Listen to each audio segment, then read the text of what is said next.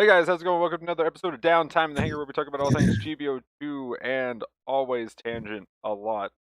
Always. Today I'm joined by Gustav the 13th Yep. and Gaming Emblem. Howdy, howdy. So guys, how was your past week? What went on? Things and stuff.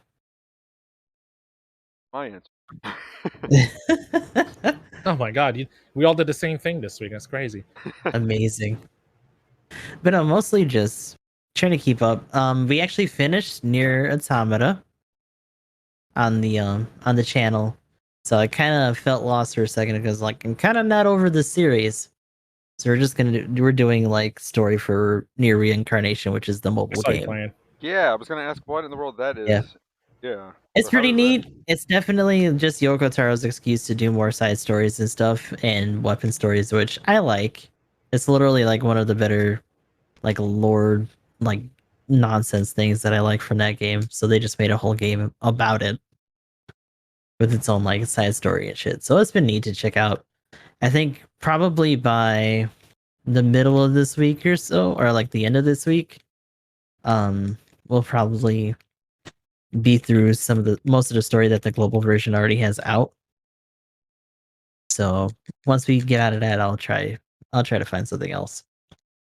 Because right now it's just a matter of like spacing everything for the secondary games properly until SRW 30 drops, because then we're probably going to be in that knee deep for most of the fall, depending on how long that actually takes to finish.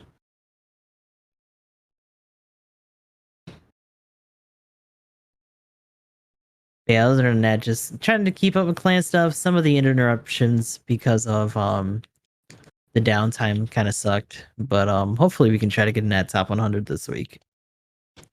But what about you guys? It's been up.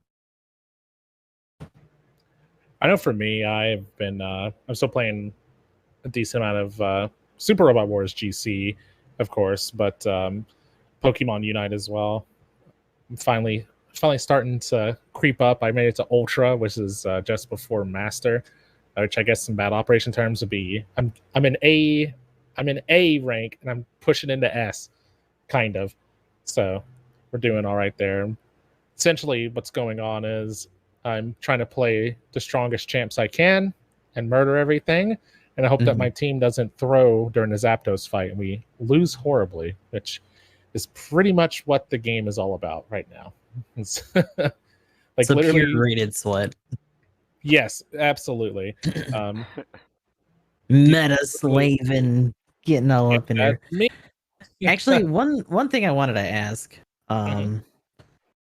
is this coming from you as being like a general MOBA fan, just wanting to get into something new, or have you always just been a big Pokemon fan? Probably a little bit of both. I mean, I started for Sega Genesis, but my first handheld was a Game Boy Advance. So I mean, I played a good deal of Pokemon Red and Yellow when I was younger. But I'm like a MOBA maniac. I don't hate the games. I've played like probably exactly 5 matches of League. I played like probably the same amount of matches of Dota and Dota 2 combined, probably roughly the same amount of matches. And I played a ton of Smite. So like, but that was like early on when it was like still in beta and early release and stuff like that. I think I stopped shortly after that other like high-res studios had a little like partnership or buyout from the company in China. I can't remember the name of it. They like revamped the game, but yeah, I'm not like crazy about them. I don't play a lot of MOBAs or anything like that, but I know enough about them from playing Smite at least to have a decent go at them. A lot of my friends like the games too. Okay. But so it's probably just a combination of both. I'm a huge sucker for IPs. That's probably why I still play Battle Operation. I would say that's probably what most of us do. For sure. Yeah, for me it would definitely be both for that one. Also, I've heard that the like the experience I heard like on one podcast talking about it, they were saying like they're getting in there. Yeah, it's the toxic gamer MOBA mentality. Let's go.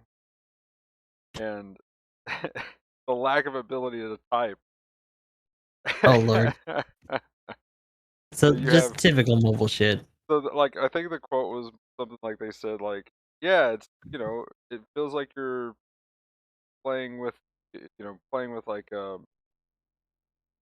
controller or whatever against people that like 10 years old and you know don't have anything to know what they're doing and you're just owning them. The game's either you own or you get owned. And then the other person was like, so pretty much the MOBA experience. Yeah. Yeah. All right. Well, other than people typing about a few racial slurs a game and telling somebody to kill themselves, but yeah, and I was like, yeah, that was my No, that's that was still part my of the experience. that was my League experience going back when I went back to League here the other day. It was like literally my first couple of rank games on stream was like straight up. Somebody was like, KYS, like just yeah, I super was just hard. like, even my own teammate, I was just like, not only or not even the enemy, like I was like, yeah, we've made progress, guys. Only 3 people told me. Nice, nice. It wasn't everybody in the game, but yeah. Yeah, that's kind of why I stayed away from a lot of it. All you ever hear about League, and it's probably not always like that, but it's just like people being toxic as fuck. I just didn't have that time for that, and I was knee deep in like too many RPGs around that time to care about League of Legends. So didn't worry about it too much. But yeah, I'll definitely have to check it out whenever I get a Switch sometime. The Because mobile it's Switch and mobile. I'm assuming you're emulating it, Emblem. Oh no, I have a Switch. Wait, is it out on mobile right now? Yeah, Not yet. It's I thought it was because it was in beta. dual. Oh, okay. Oh, okay.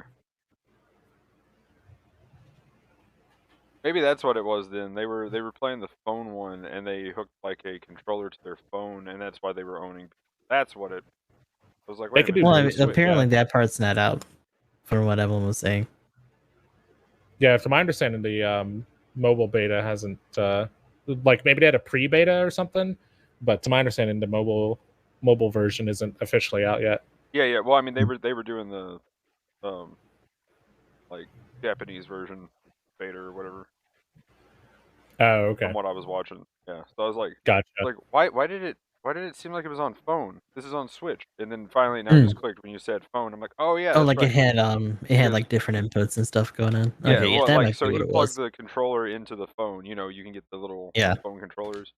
So that's what he did. So he was just playing on like next level while everybody else had their mom's phone is what he was doing. So I was like, now it makes sense what I was saying. I was like, wait a minute, it's on Switch. After I started saying that, I was like, that doesn't make sense. Am I just misremembering this hard? And then you guys, yeah, but yeah, it was on phone. But yeah, for real though, if you've ever played, what was it like? Not Code Vein, Vainglory. There we go. Vainglory is another phone one that I can also play on Steam on PC, and it's like who's playing phone and who's playing because you literally run circles around people, and come out with like 59 kills or something by the end of the game. So, but yeah, that sounds like a Zorora match. Seems good to me. It has a move called Discharge where it just has a field of death around it, and anything that's in it just takes damage constantly. Wow. All you do is just once a fight starts, you just like give it a second, or depending on if you're ganking or not, you just turn on Discharge and jump on somebody, and if you're properly over farmed, they die in seconds. And depending on the unit, if they're the same level as you, they also die in seconds. They have a lot of gimpy heroes, but anyway. But yeah, playing that. Glad the battle operation anniversary is over, because let me get on my GBO break. I'm gonna play a lot of games until I'm done with Tales of Arise. Be a long extended time off. Is that actually out now, or is that still just? Oh God, no! I would. The beta's out, right? I wouldn't be here. You wouldn't be here. I was gonna say. I was Gaming Coup would be playing Tales of Arise on Thursdays because Emblem is sick. Magnum, I can't wait for the podcast. Gaming Who's going to stand in for me today on, but she's going to be playing Tales of Arise. I caught something last clan match. Oh no! Oh no! His face just turns into a fish. Oh gosh! But yeah, when does that come out? September 9th, I believe. And there's too many games right now. 2 weeks from now. Too many games. Games on top of games. But yeah, was that pretty much your week? Anything else? Oh yeah. And I work too much, but what can you do? Mm-hmm. But yeah, as far as for me, usual Gundam stuff, a lot of Tarkov. Again, I'm going ham on Tarkov right now. Tarkov seems fun. I finally got my box for all the loot, and I've already filled it up, and I don't have enough to buy another box for even more loot. So I don't know what I'm gonna do. The main thing is I just want to get another box so that I can have one box where I put all my trash and just sell it all at once, and have one box where I put all the useful stuff. Mm-hmm. Then that way I have, a big surge of money if I ever need money. And I don't have what happened when I bought my first box, because it cost 1.1 million rubles. And I was like, yeah, I can afford this. I bought it. I have no money. And then I ran out of stuff. I'm broke as shit. Like, I was playing with Scav it up. Well, see, here's the problem. I was playing with Aoshi and Aloha, and I'm like, we did a scab run, and I died. And then they're like, okay, we're out. And I'm like, guys, I got bad news. I had no money. I got no money, and I ran out of stuff from the past 2 days where we've been dying, and I've been getting stuff back in the mail. And I literally don't have anything right now. So I'm just going to buy pistols with US dollars that I have. Go try to get that done. Then I just wrapped up and went and did that before bed. I remember I was there for that part of the stream. It's like, oh well, I guess that's it for today. Yeah, and then I woke up and it's like, here's a bunch of random vests from when you died, and I'm like, okay, guess I'm selling those. That's the I can buy these. I can buy armor and a helmet then with that, and then do a scav run or two, and now I've got like I'm up to like 700,000 again. Money's not really an issue, and now that I've finally got stuff to where I can mod guns, it's a big deal. I didn't know that I really needed to buy the little pliers, the Leatherman tool pliers or whatever from the dude, and I've been just looking for one. I'm like, this is impossible to find. Like, yeah, just buy one. You'll probably never find one. I was like, oh, well, that's easy. You're right. I wasn't. At least I saved you some trouble. It always sucks when you're wasting all that time, but at least you got it taken care of. Oh no, they let him waste the time because he didn't say anything, and now she wasn't going to tell him anything. Yeah. He laughed at him when he didn't know what he was talking about. So yeah, not the best tutorial, man. people. It was. Yeah. Oh no. I was trying to ask questions and be like, okay, so does this make sense? Does that make sense? But I also answered a question that they couldn't answer. I found out how to stop reloading. So the thing is, like, I had my SKS, and you have to manually load each bullet because it's an internal clip. So the thing is, you don't have to load all 10 bullets before you can start firing. If you just spam and face roll your keyboard, your character will be like, what do I do? Oh, okay, aim. And then you can actually shoot. You mean I shoot the gun? Okay. But I started just rocking back and forth on my mouse, just doing aim and shoot. And eventually he'll be like, it's got 10 rounds, but he'll put in like 4, and then I just start rocking back and forth, and then he'll be like, and then ready to go. And I'm just like, okay, cool. You can stop reloading by just smashing your mouse to death. Got it. Just have a quick seizure and then be done. Yeah, just have a seizure. Force an animation counter. Yeah, and then just it'll stop the reload. So either I'm like actually animation canceling, or at least a janky way of doing it. I wonder if there's like a more concise way. Yeah, I'm trying to like double click one way or double click another way, and it seems to kind of work sometimes. I'm just wondering if I'm putting like there's an input error going on, probably. So just the or if it's user error. latency based. Yeah, maybe. So like maybe it Maybe. is a double click, but it works, like 2% of the time because of latency or something. So, but I figured it out. But yeah, other than Tarkov, been doing more GBO2. I think I said this last week, but I was really disappointed in the parts thing being on a new account. I was able to get all the parts. I finally recorded that like yesterday. Just like literally, it was just tickets for my new account that I made. I'm gonna try a new account probably, maybe next week. Within the next weeks, I'm gonna try to do it again and see where it gets. Time Too many without, accounts. yeah, but this time without like the anniversary event, just vomiting rewards at an account. Just to see how dry it is. Yeah, which the new player experience is still pretty good because you got a constant 5 times bonus. So it's still pretty hype, but I mean, it's not a 10 times bonus going on for DP on top of the 5 times bonus. So like every day you had 20 times D just per game. Plus, if somebody was popping a platinum medal, you had like what 34 times bonus or something. What is that? Or is it 37 times bonus with all that on top of each other? No, I didn't know math. There's probably a 30 billion times bonus. That sounds about right. I mean, I was getting like 6K DP or 8K DP a game for a win at that point when people were popping medals. It was gross. It was completely disgusting. Man, I'm hogging all the loot. Yeah. It was awesome for getting clan points though. Like literally, it like Mhm. 30 games and I could level the clan each. You had like 10 people doing that in a clan. You could just like level up, get all the tokens By doing your dailies. by just Yeah. doing your dailies. Well, just yeah, like if you had 10 people just doing dailies every day on new accounts, you have space in your clan. That there's a plan for the next big event that they do. But yeah,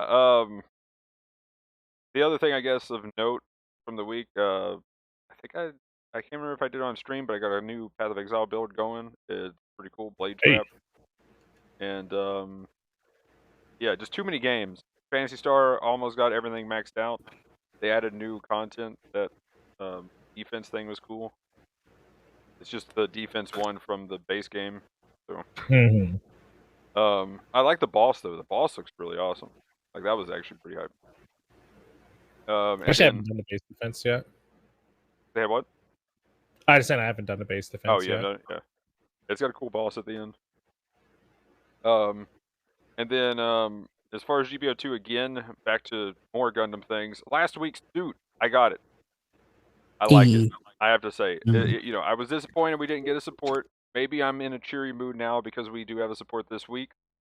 But I will say, I played with Aoshi and did an ace match and carried hard in that thing. In my first game playing the suit, straight up was just like a shooty madman, like always firing something, transforming, always firing something. I pretty much meleeed like twice to knock somebody down to be like, get off me. And yeah, I was able to like just hit top damage and get ace. And we decimated the enemy team. And yeah, I like the suit. If you're a support player, it probably felt pretty good. Overall though, now that we got a support, I guess I'm pretty happy. So let's go ahead and get into this new suit. What do we think? How bad was the support back? Go ahead and get that out of the way. Pretty heavy. By the way, if we wanted to get in there ahead of time, I set up a lobby for the showcase match too. Go ahead and start bringing that stuff up while we Let me get out. give our base thoughts on it. I will say here's my big problem. I'll go ahead and just here's what I think they should change and what I think they did. I think the reason why we got it this week is they couldn't decide what they wanted to do with this thing as a support. They had the raid version. They settled on it. They were like, this is what we're going to do. Now, how do we make it different and make it a support? Well, it's got the Gatling. Cool. But now we got to change everything else. So instead of follow funnels, we'll give it the rear funnel and actually make it different from like the mass production Cuba leg. And okay, cool. So it's got the rear smack and stun, but that's a one and done. Side funnels, that's a one and done. Okay, but does it do enough damage? I don't know, but we're gonna change that like that anyway. Does the normal one is that a one and done? Well, the raid one, I guess I should say. Let me pull it up. Because I don't think it is. No, I think it's a. It might. I think they're 2 bursts. Well, what I'm saying is a one burst and then you're overheat. Once you use it, you gotta you're redoing it, or you're waiting rather. Like that's it. Use it once. You're talking about the main gun, right? I'm talking about the side funnels. Side funnels you should be able to do more than once. The back funnels on this one in particular, you only do once, and then the side you can actually do. It overheats. More Well, than no, once. no. On the quest it overheats, but on the raid it overheats too. It does, yeah.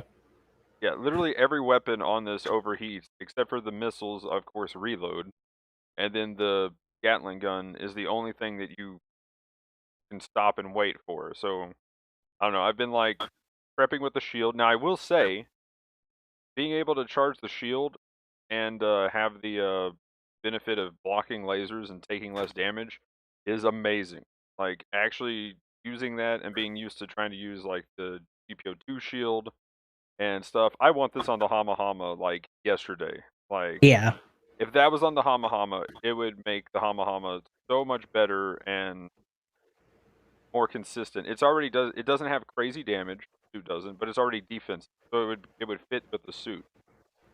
The defensive support, that would work really well. I mean, you already have like what, base 30 melee on a Hama Hama? So you could actually do some really cool support defense things that you can't do with a lot of support. Side note though, why does this have anti-stealth? Yeah, that's just a little weird. But it does. I guess for like 600, 650 if someone's going under for something in particular, but like maybe we got some stealth suits at cost coming out. Yeah. Dun. But also again, force injector is not defense. Also, hey you, put this at 700 please. I don't have the level 1. Oh, okay, yeah. So let's see, I'll go ahead and bring up, let's go ahead and just look at the skills and stuff, and I'll go ahead and bring that up on my end.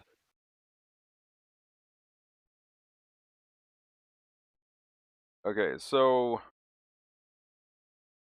skills-wise, high performance radar, scope, observational data link, frontline support system, parallel processing device, which normally that means they expect you to scope in for things, and I'm like, Gatling, you need ASL, so no.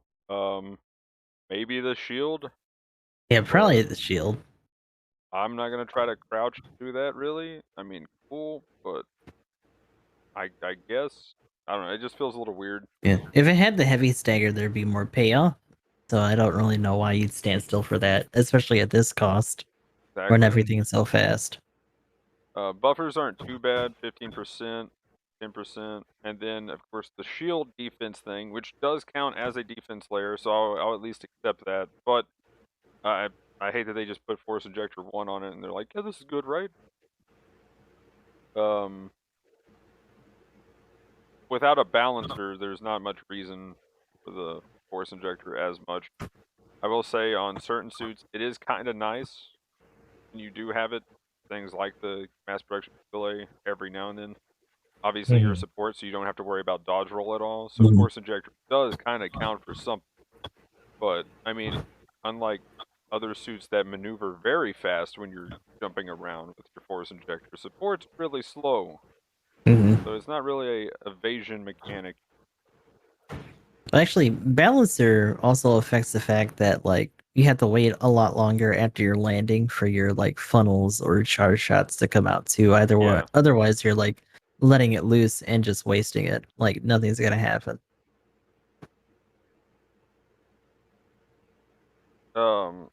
So the other thing too, and we'll get to what was just mentioned, that is like a must get support. I guess general thoughts right now. probably not. Much as I hate I to would say probably that. say no.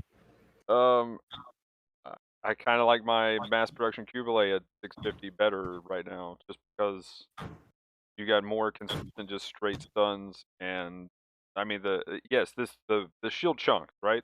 It's beefy damage, but it's 6-second charge for just pierce. Like it's 6-second charge just for a pierce, and that's it. I mean, it does do crazy damage, but the amount of times you're going to actually line up a shot, kind of oof. Now again, you can shoot through your teammates, so I was just doing that a lot. I'm just like, okay, cool. I chunk damage. Oh yeah, get in there. Yeah, you're in their face. You're both. Yeah, you got them distracted. Boom! I'll just shoot through both. And that's pretty much how I've been using it. I've just been getting it as guaranteed damage from using my teammate as a decoy. So probably more like MLRS, Shikikai, 700 Hama Hama when it came out was actually being used a lot, and probably still to a certain degree, just so it can get through some of those new shields a little bit faster with the consecutive hits and stuff. And that kind of covers most of the role that this thing can do while having more heat management. Yeah, and the Shikikai just kind of has its shield in its chest at all times. Yeah, I feel strong. Yeah, so like Shikikai is still probably at least the best, if not top 3. And if you don't want to run a support at all, just play the new Gundam. And yeah, there you go. Okay. But yeah, there are better suits out there already. I would say the mass production Cubile, Shikikai, of course. Like you said, MLRS still. Although HML, there we go. I was like, what's the other main one? HML is gross now. And C1. Yeah, C1, HML, Hyakushiki are probably the top 3, followed by probably HML with that second rifle too feels like it has more versatility or like more output. So yeah, that change that they did last month was twice. Yeah. But okay, as far as the rest, oh yeah, and then it has anti-stealth for some reason. I think I just skipped over that and just went down to the more because we talked about it already. Yeah, so yeah, like, but I mean, like, I just didn't read over like that in Ambag. But shield has 6-second focus. That is honestly, that's my biggest problem. I think the shield should go down to about like a 3-second focus, because there is a benefit to you holding on to the shield and not letting go of the charge, because they could waste a stun on your shield if you're just peeking. You're just kind of peeking out the shield. You're like, here you go, shoot at me, shoot at me. I was doing that a lot. Essentially like a ranged counter. Yeah. So I was doing that a lot, and then they would shoot, and then I'd be like, ha, boom, and then I'd blast them. And there was a lot of the kind of like, you could tell they were just like, wait, I swapped my melee and I was boosting forward. What's going on? So, I like the damage. They should I think the focus could be changed on it, or the cooldown could be changed on it. Like the overheat could be changed on some of the stuff. But literally having both of your funnels and your shield overheat, and then you have Gatling till you almost overheat, and then missiles.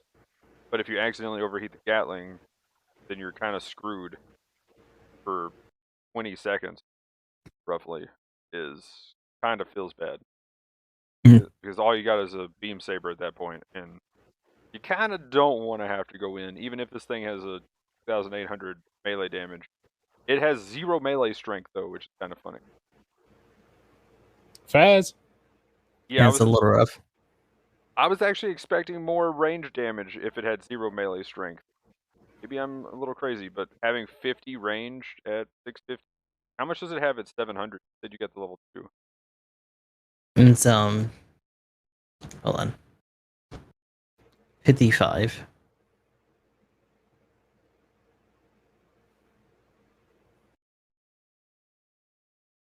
So pretty cool. Just inherently high. Like literally all I did was slap enhanced firing program 4, and now I'm at 65. with little effort. Like the Phas, it goes up to 2 melee combat. Which is weird. Yeah. Okay. So they just got the usual like behind the scenes code, then probably just advancing things. Mm-hmm. So again, I feel like they pretty much they knew the Gatling was going to be on it. They knew the missiles were going to be on it, and the shield and stuff. But they were just like, what else is it going to do? Well, let's change the follow to the rear funnel, and let's go ahead and change how the shield works. Yeah, that looks good, right? That seems pretty good. Anybody got any other ideas? Well, here, let's do this to the stats. Yeah, that looks very supporty. Let's throw anti-stealth on it. Why not? I mean, I don't know if that actually makes sense Good or old anything, Phas Doga. but You know what? If they did some of these changes to the Phas in terms of its charge times and some of its other weapons, it'd probably make it an amazing suit. This is possible. But I don't know, Magnum. The only thing I have to say about your theory on it is, since they like preload data, I'm sure not doing a dual banner and everything else was their intention the whole time. Mm-hmm. Oh yeah, well I mean I don't. You really think it was for this to come out in the 5th week though? I just wonder if they pushed it back and did a general in between. Was them just kind of trying to figure out and finalize what they wanted to do with the thing. I think I think that was their intention. Have we ever had a named suit dual banner? Oh well, no, not the dual banner thing. The dual banner thing I could see them not doing. Right, fair enough. I was really expecting this to be week 4. After Gaz LR, I still kind of expected it. Like, they've done it with other, like, variants of each other, Gaz LR, and also, like, the Blue Destiny, some of the older ones. Like, I get that it's been a minute, but still. Yeah, I could see it with this could be the first name suit. I mean, it does make sense. It could happen. But I mean, like, I could have, the only reason why I think they were still trying to figure out and finalize what this suit was doing was because we got the Riga Z Kai last week. Mm-hmm. Like, I feel like that, like, I feel like the original intention would have been they were originally swapped and then they just did this because they couldn't figure out, like, how can we make this the different QA from the makes raid? more sense for the anniversary, and the Riga Z Kai would have made more sense as a post anniversary suit. Yeah, that's kind of what I'm getting at. Not so much the dual banner. I think because I saying I wasn't right there with you guys. It's like, oh yeah, it's going to be the quest. But upon the release, I mean, I think it makes sense. They had to slip in a somewhat non-titlier, I guess, suit. Like during the don't they have like one banner where it's like not a main character whatever suit for the events too? But did they like well, I mean, again, normally we have 5 weeks, so I mean that makes sense. That's true, it is one less week. It would have made more sense if we had more time. Yeah. So but I also don't think so though. Like, normally they're usually pretty on topic, and technically even if the Kai would be like post CCA or whatever, or like just a offshoot, like normally that would be something they would follow up with like after the fact. And honestly, like, I wasn't even thinking about it. I just, this is Char's counterattack still, right? Like, they're all CCA suits, right? Like around the era, or like before or after. I forget when the Kai drops. Well, what's his designation in game? I don't have it. Does it say Char's counterattack? Because I wasn't even talking about that. But I mean, that's a good point. Let me go if it's different, I wasn't even thinking about it. It's MSV. Yeah, MSV. Yeah, I was gonna say it's MSV. Okay. There we go. So maybe the idea was just they wanted to mix it up, but I personally think I don't think they swapped them out personally. I'm sure for the most part they have their release schedule planned and they knew what they were doing.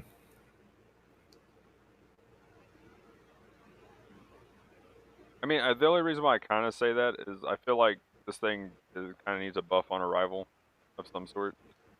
This is the first time, though. Yeah, that's true. But like, it's It is funny that it happens on the week of unit changes though. Yeah, right. This is already gonna be a minute And until I'm it like, happens.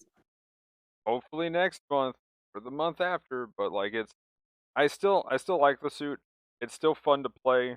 It's a little bit different. I can just again the big damage you can do through your teammates guarantee, which is always nice. I'm not teammate in the back for no reason. So either I Well, line up the it's in shot. the same spot as the GG, right? Like it's the 650 punching up to 700. 650 is kind of a bit more snug, but it's also competing with a bunch of other shit that's already punched up there or was already baseline at that. That's either comparable or better. And in 700, you might as well just fucking forget about it unless you really don't have anything else. I will say its base stats though aren't that bad. I do think it's kind of rough for it though. Its base stat line, if I was looking at that right, is worse than the Faz at level 1, at least for its offensive stats. Oh yeah, offensive. Yeah, the 50 range kind of is weird. At least it actually has melee resistance in the teens. That's true. That is true. It doesn't matter for your support. Like I'm pretty sure a good, like any of the raids at this cost should blow the quests away if it's fake I mean, shield. why even bring in raid when you could just put the Sazavi on this thing?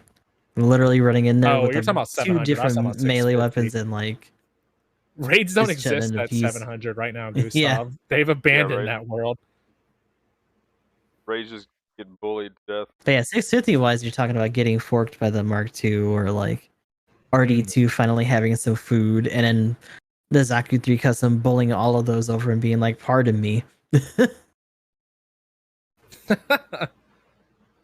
But yeah, maybe it'll feast at high cost because all the blues are running around. But it feels very MP Cubile pre buff right now.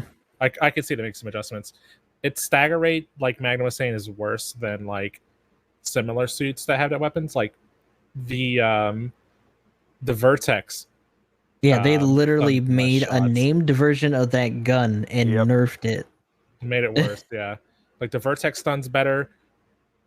You know what suit has a gun that has the same stagger ratio and amount of shots and isn't very or is the best suit in the game? The Isaac. The Isaac, yeah. It has the Isaac machine gun.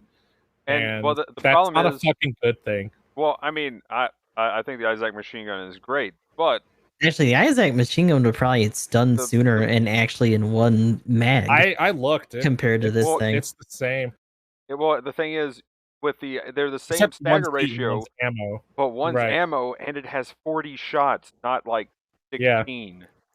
Like you have about 16 shots and that's it. So you stun in what, like 11? 12. I think it's 14. Not enough for one heat bar. So you get your okay, 14 and you got 14, 15? Yeah, 15. Okay, and you got 16 shots till you have to stop and then you're going to overheat. Is that correct? Yeah. And so the thing is, I'm like shooting at somebody, so I'm like 1, 2, 3, 4, 5, 6, 7, 8, 9, 10, 11, 12, okay. Oh shit, I messed up this time. Oops. You know, like I'm trying to count it each time and I'm just failing because it's like literally 1% difference in heat rate too. That's a crazy thing between that and the Vertex one. Yeah, so it's almost impossible not to mess up. So you have to do something. So you use like the side funnels, and then you dump like 80% of your heat bar with the Gatling into something. Otherwise, if you just use the Gatling, it's not going to work. And chat told me that it's 8% on the Isaacs machine gun, so it's literally better than the Cubiles. Oh wait, not the Cubile, but the Quest thing or whatever. The Questale. Okay, so that's why I was like, wait a minute, yeah, because it's like 11 or 12 shots to stun. You stun in 2 shots sooner. It's 13. Yeah. All I'm saying is that all the MP Cubile stands are like grinning ear to ear at this fucking thing. Yeah, MP Cubile should bully the Quest. Yeah, I don't know why it doesn't have follow funnels. Well, that's the other thing. They could give it follow funnels. My problem is again, use the rear funnels, use the side funnels, shoot your mega particle cannon, and then now you're left for 20 seconds with your Gatling, and you've probably been using them in between. And so if you've already used your missiles, you're reloading, and then now you're left with your Gatling that can't even stun in one clip, really, without accidentally overheating. And if you accidentally overheat, now you have your beam saber. And I've found several times where I was like, well, I'm standing here, it's been 5 seconds or it's been 10 seconds of me doing nothing. And while this thing does have damage, the fact that you have that downtime of 5 to 10 seconds, that is big amount of nothing where you're not helping your team.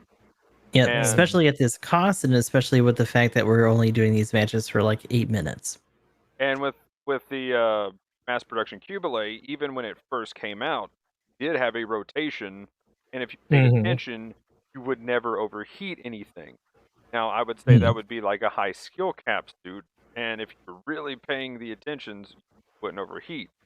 Now, it's crazy quality of life, so you can just be like, oh, I'm just going to spam my hand. Pew, pew, you're stunned, you're stunned again, you're stunned again. Here we go. Take big funnel damage. I can use stun both lock at on the the same MP time. is very nice.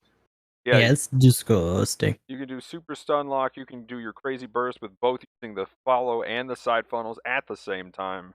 So like, yeah, the damage on it crazy. You're a big suit. You get stunned. The only thing that this has over it is you have the shield while charging blocks laser stun, and that's it.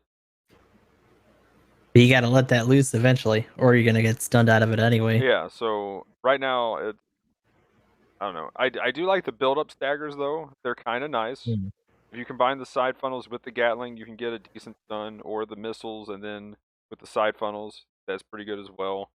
But again, side funnels are just used once; they're done. So also, funnel range is 250 and 300. Little stumpy, but yeah, you know, I was glad the rear was a little bit farther, but the side funnels feel bad, real bad. That being said, on the MP Cubile, they're both just 300. So Yeah. consistently longer between both, but still general same threshold. So I will say it definitely needs some kind of quality of life to make it feel really good. I don't know whether it's adding follow funnels. Maybe that's too much. That's asking too much. I would say at the very least, make the charge time on the shield like 3 seconds or something, so you can actually use it. It's going to be used once, done. It doesn't do a heavy stagger. It doesn't need to be 6 seconds. It's not that big of a damage burst. Like, to balance out with the rest of the suit's damage, I don't think it's that big of a deal. Especially if the suit's pushing up into 700, where like the new Gundam's gonna have its dome or its pyramid shield blocking half the time. Like at least you have the missiles or the Gatling for that. Yeah. But like, it's very easy to kind of blow your funnels just because of the fact that it's going to be bursting you down and running at you afterwards. Well, see, I kind of wanted to see what it felt like playing against it as the new. So this morning I saw a 700 game up, and I was like, well, I got just enough time. I just got done recording. I'm gonna play one game. Let's go. And I played one game. I saw them charging their shield, and I was like, oh, that's a 6-second charge. I'm gonna just pew pew pew. Ha ha ha ha. Instead of stunning you though, here's my pyramid. What are you gonna do? Oh, you just wasted your shot. Oh. And I was just like, by the way, I know we were kind of joking about it before, but did we actually want to showcase the map during the brawl? Yeah. Let's actually do the new map just to make it silly. Yeah, we back out real quick. Wait, can you change the map? From this point, no, it's too late. Wait, you can't really? No. Are we in space? No. I thought you could still change maps. Not at this point. You can do it before... you ready to... Oh, you put it into... Yeah. Oh, okay. Well, I was gonna say we could do 2 Hold on. rounds. We could do 2 rounds. We should do it on the new map. All right, new map's up. Oh, that's what you did. Oh, okay, that's what you did. Oh, you My guys bad. can join back in. I just needed somebody to leave. Yeah, just needs no Gotcha, leave. gotcha. I was confused. I was like, it's just on Arnie base, just but no, it was on random. Gotcha, gotcha. Okay, so yeah, but yeah, that's pretty much all the stats. Actually, let's do the stagger values real quick for the Gatling. Emblem's answering a question. All right, sorry, keep going. Gatling stagger value, go. 7%. Okay, so 308% heat rate, and then we kind of talked about how it compares to the Vertex. It does have 350 range, which I don't know what the Vertex's range is, but feels pretty good for the range. Small missile times 6. 400 range, 500 damage, and how much stagger value?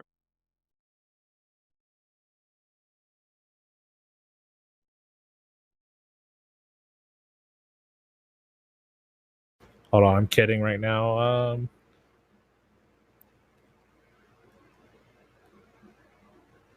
then we'll just do the side funnel and the rear funnel.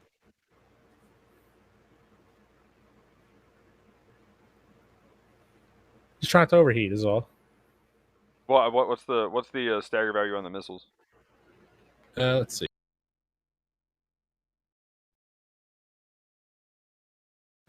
25. Okay, and then what's the stagger value on the side funnel? 8. Oh, really? That's not too bad. If I'm looking at the right one, JP Wiki translates to pinch and siege. Yeah, pinch should be the side. If the pinch one is the one that fires twice, so it's 8%. The other one is the one that shoots once, and it's 20%. Okay, so you can get 120 total with the rear funnel, and that's actually a lot better than I thought for the side funnels. I know Gustav yeah, side funnels are actually pretty good. Yeah, I know you were saying like they just didn't seem to have any stagger value, but it's one of the problem their tracking is trash. Yeah, that's really bad. Thing. The funny thing is that the surround one or the rear one actually doesn't stop short and try to like consolidate them at the rear. Like when they're moving, they actually really want to surround the suit. I'm gonna bring up both Gustav's and mine here in that left to right thing.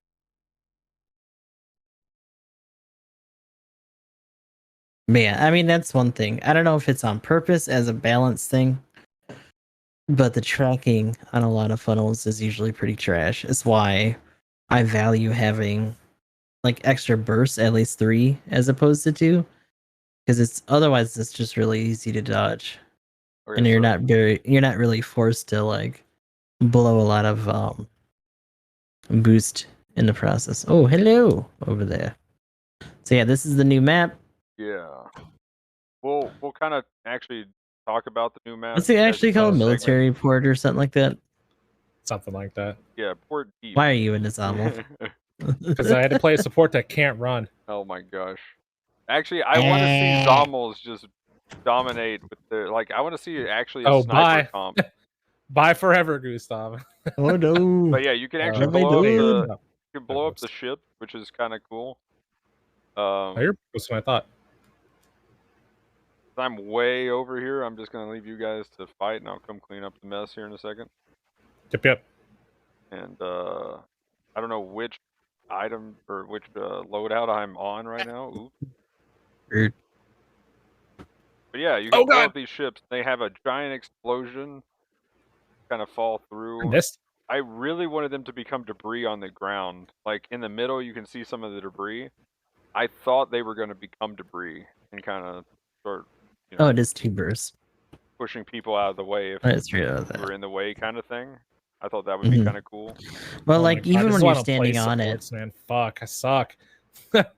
You literally just clip through the ship. You don't like really have physics on the actual like pieces, so they're just like hollow like models when they break. But it looks really cool from below to see like the bigger chunks start to fall, but like Yeah, they don't do anything. And if they did, it'd probably bring this engine to its knees. It really can't handle stuff like that. Yeah, It's literally already yesterday. it's already an assault on my frame rate when we're doing like a full match. Yeah, when we Because I had don't have a 12 PS5. people. And even on I was watching Junkyard Jack today, and he was playing matches. He has a PS5 and it was chugging in places Oh, pretty really? consistently. Yeah. Yeah, I know when I was trying to spawn in, it was literally like looking like 5 to 10 frames every now and then, just where people's markers are just like spazzing out. I'm trying to catch up to you guys. I It's did jump. definitely markedly worse on PS4. PS Pro, I guess, would be slightly better. And especially like, when we're not in the fucking water. But kind of the point of the map. You're charging, aren't you? Yeah, you I little I already bastard. I already charged. I missed a couple of shots, so I can't stun you with that. Oh, I overheated. Yeah, same here. Balls. Like the missiles are better for it, especially if you're dueling. Pretty much. But like anything that's But faster than literally, you, like they have to be coming right at you for those missiles to do their job. so I just got back something to do. Literally, if Emblem was here doing something, I couldn't do anything. Where did he go, by the way? Emblem, where are Oh, you at? game not may not properly run. He might be eating. Uh-oh. Uh-oh. Yeah, he's frozen in. Oh, no. Emblem, no! Emblem, no! Game room no longer exists. Oh, no. Did he actually DC? Yeah, Yeah, his picture's frozen. he's straight frozen right now. He's gone. He's not here anymore. He's like, he's stuck in sad face, stream dead. Hopefully he says something in the Discord channel. Should have his phone, so hopefully we can get that. Okay, so we'll go ahead and just talk more about the suit, though. My power flick. Just a minute. Oh, okay, there we go. Your power flickered? But I mean, we at least got to duel there. Me and Gustav did, so I guess we can talk about that real quick. We can do a round 2 in a second once he's back. Okay. I was gonna say we could just do a 1v1 if you want to do that. I mean, he's still gonna be coming back. Okay. I mean, he's already. Yeah, that makes more sense. I'll go ahead and make the room though. We'll just get it ready. But as far as the little skirmish that we did there, yeah, that was pretty much a perfect example. Once I finished you off, I had literally nothing, and then once we realized we were DCing, I had the shield come back and the Gatling, but the thing is I overheated, so I already messed up. Like that was, I don't know. That's my problem with it. Is it's like once you mess up that Gatling, you literally have nothing else to do. So if there was anybody else there, I'm like, I'm gonna pull my beam saber out and wave it at you. Better be afraid of me. Let me wiggle it in. That priority one. It's funny because even when they were talking about the suit, it's like, oh yeah, it's comparable to the raid except for the shitty priority. Yeah, like it's very versatile because it has force injectors, and melee is like no. And like they were talking about it having moderate movement. It's like no, generals have moderate movement. That's the whole point. Yeah. Right. Supports are not on that level. We don't get the speed. Give us more speed if you want to, like. Oh, quick to tend to picture. Yes, Emblem tend to picture. Go. Oh my god. Do you have the picture? Do you have the room up? Yeah. There you go.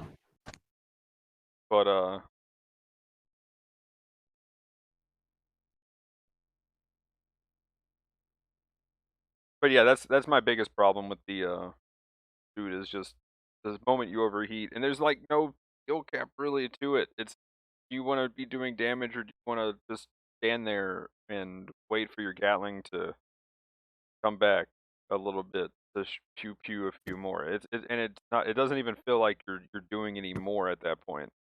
So it's like, well, pew, wait, pew. 350. You know, and then you're like, I finally got something else to do. Well, let you that know what's recharge. funny is that the Jagdoga GG, its assault rifle has the same base range, And the fact that it has a charge shot as well with a 2-burst like stun or whatever means that it's actually technically getting more range out of it, while also having another instant stun on the grenade launcher. So technically, typing aside, this suit does the support role better. And looking at the Raid Vertex Mega Gatling gun, yeah, 400 damage, 7%, and 300 range. Like, that just does Gatling better. I'm sad. That was the other thing too. I remember seeing the Vertex, and everybody's like, "Yeah, it's the same one that's on Quests," and I'm like, "I can't wait! It's gonna be amazing!" And it is. It literally is. They just named it and made it shittier because support tags. It has 50 extra range, but it has 1% higher heat rate, and it has 100 less damage as a support. What? Like, come on. So, yeah, if you're gonna bump the heat rate, then at least keep the power the same. Yeah, they nerfed it on 2 sides, and they're like, "Yeah, this is welcome back." Thanks. Sorry, Windows Update was not letting me do things with my computer. Yeah. Oh no. Let me just get everything set back up, but should be getting on here in a second. I'll also have to wait for the internet to actually come back on. I'm gonna try something a little different this time, just to see if this could maybe feel okay. I need to fully upgrade it. I was gonna put the auxiliary generators 4, 3, and 2 on it, and 1. But I can't fit. Maybe you can if you got 21 medium slots. If you have those. Also interesting that it has. Now we haven't gotten to the buffs or anything yet. We're just talking about the suit and the map still. Yeah, we'll be moving on to the map next. Emergency sortie level 1 and +5 range modifier for the unlockable ones. I'd say wait for the native 700. Like, if you're not super fussed about it, you're better off getting this at level 1 and just kind of leaving it at that.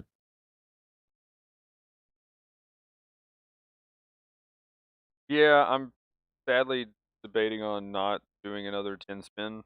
But the other thing is there's probably not going to be, like, next week, we probably have the beta, so. The Jedi. We can talk about that in new suit speculation, but. Because the other thing, too, is that, like, it already has pretty low stun thresholds on some things, but, like, the bigger thing to keep in mind is that shit just has damage control at 600 and 700, 650 and 700. So, like, that skews the numbers and the rates already. Yep. And can you pull up the Cycle Frame also nullifies a lot of that too when it's low, so. Can you pull up the 700 Yagdoga real quick? Since I've got both of our streams up at the same time. The GG or the Quest. Quest, okay.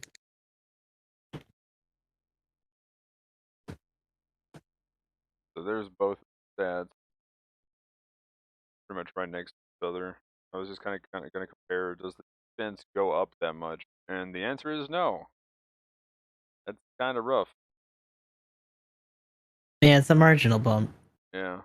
Get 1,000, well, get, what is it, 2,000 health, that's 23,000.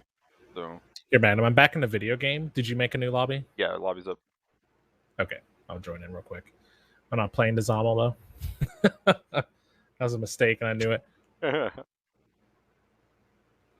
But, actually, speaking of Zommel, I am curious, what on this map has good enough range really be a sniper at higher cost?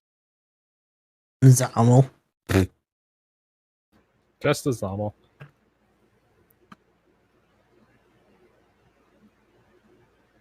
I'll be honest. I guess it's 650, 550, 900 for its main cannon. Okay. Game All could kind of do it if its shit wasn't so fucking slow. Yeah, I can see that. Shoulder beams are too slow, but like the Mega Particle mittens also have 400 range, and the Mega Particle Cannon Barrage is at 500, but you have to be in a pretty good position. Everything else is like 300, 350. in terms of range.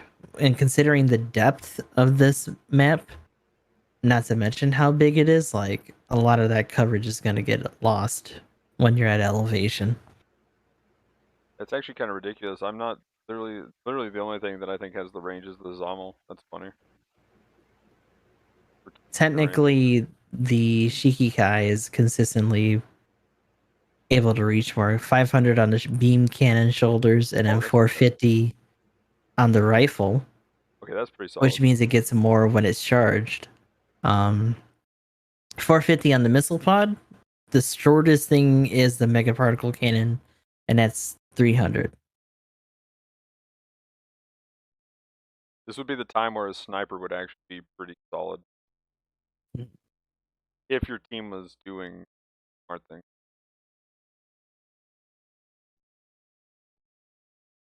But okay, cool. Let's go ahead and do one more round and so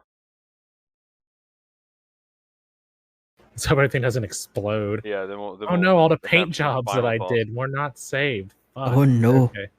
I know, Yep. Yeah, it's big unfortunate. Yeah, and this is something we talked about before. Like, aquatic suits kind of have fun splishing around, but ultimately this is the air map that we always wanted, but with water. So transformable suits are going to do really well in this map. Oh, for sure.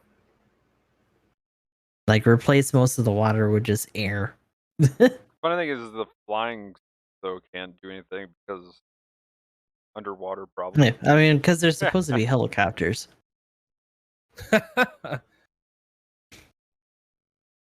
Now, where am I? I'm at the ocean. Where'd everybody go? Hang on, I see somebody on a boat. My frames are dying. Not on a boat. This is where Emblem spawned last time. That might be Magnum. I see you. Oh, Mr. Gustav. Get out that boat. Nope.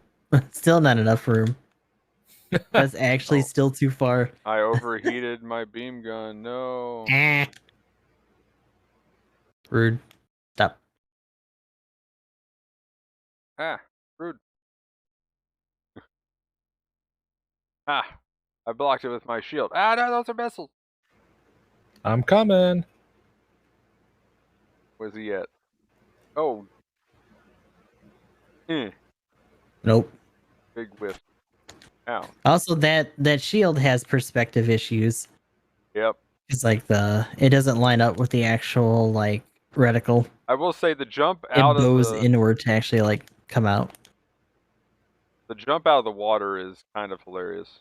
Oh my goodness. The moon shoes, yeah. I like that though. That's how it should have been for aquatic suits specifically the entire time. Ow. The bully, I why? couldn't stun you at all with that rifle, god damn it.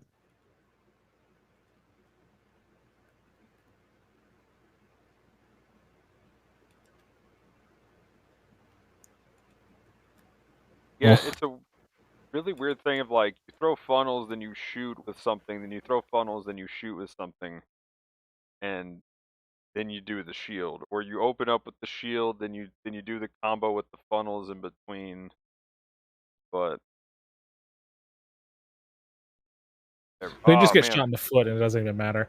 Oh, come on. Because the shield is kind of just useless. I'm gonna get you with this shield. Don't shoot my leg. The shield fucking sucks. Don't shoot my leg. Oh, damn it. I just had it full charge. No, oh my god. Oh, why?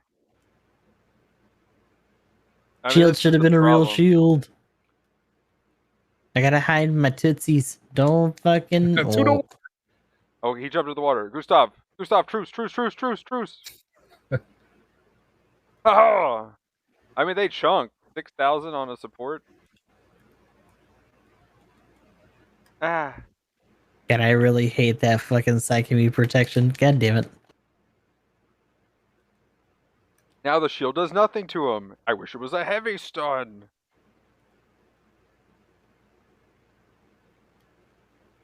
Ew. I did like nothing, man. I did nothing. What the hell? What, I went between your legs? Fuck, I'm dead. Because it takes me too long to fucking lock these on. If only had some kind of funnel that followed your mobile suit and fired when you hit R2. It's almost like it lacking that doesn't make any fucking sense. Yeah, Quest can't control the funnels like Gaine does, you know. I started charging first. I should win this unless I hit your shield. Oh, no, unless I miss. That's just a whiff. At least I can lock onto you normally.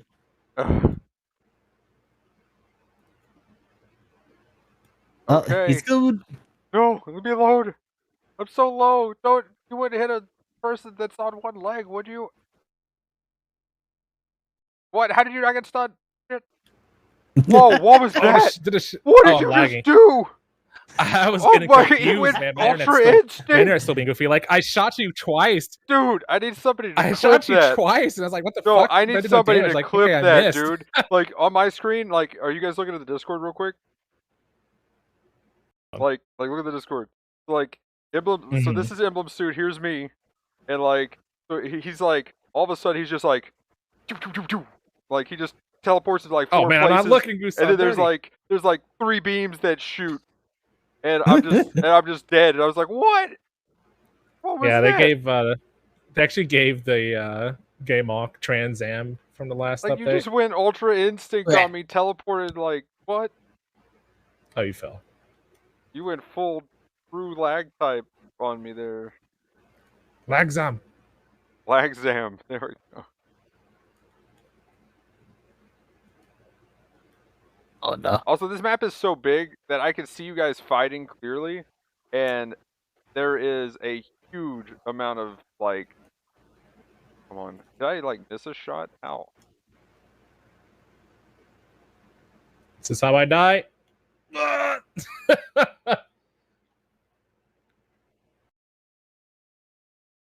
Yeah, I don't believe you can stun with the Gatling by itself. No, you can't.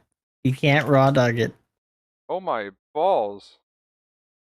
It is. Trash. I just full charged in Gustav's face one time.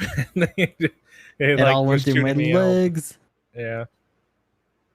Okay, I finally got the rear back. I've literally got nothing I can do once I fire this. Help. Okay, I can do the shield now. It's back. I'm coming to help you, Goose. No, I don't need your help. Don't worry, Magnum's looking pretty scary, Gustav. Oh Lord. I know, I shaved your head with that one, man. That was rough.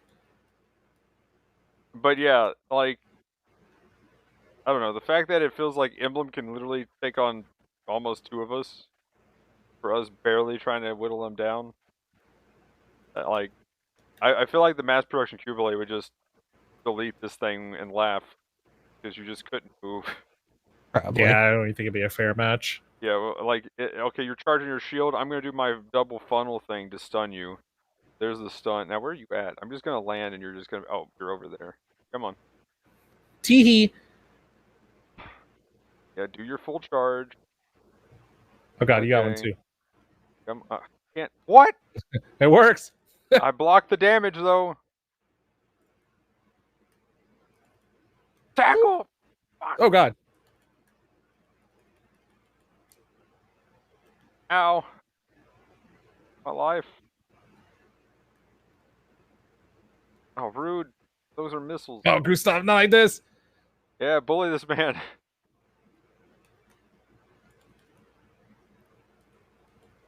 What is this 2v1 nonsense? Give me Magnum. No. Take a knee! No! No, Gustav, don't! Don't worry, Magnum, I got you, bud. Oh. Gustav couldn't even finish you off with just the Gatling. Oh, man. That's the worst.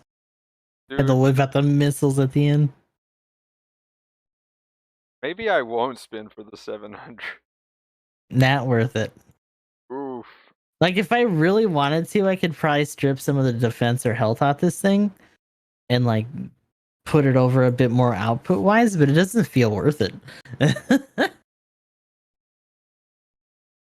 Yeah, I'm doing auxiliary just so I can might maybe have to just so that I can actually kill shit. Because I'm hitting you for like 251 a pop for with the Gatling. Yeah, I just went straight auxiliary build. I'm damage build right now. I just went to see what I could overheat and how fast things could come back. That actually doesn't feel bad, but I'm not like waiting for 5 seconds. I'm waiting for like 2, but still waiting for 2 seconds still feels pretty bad. Gustav's had like big boy damage though, more than me. I definitely had the broadside of a barn door to hit. So.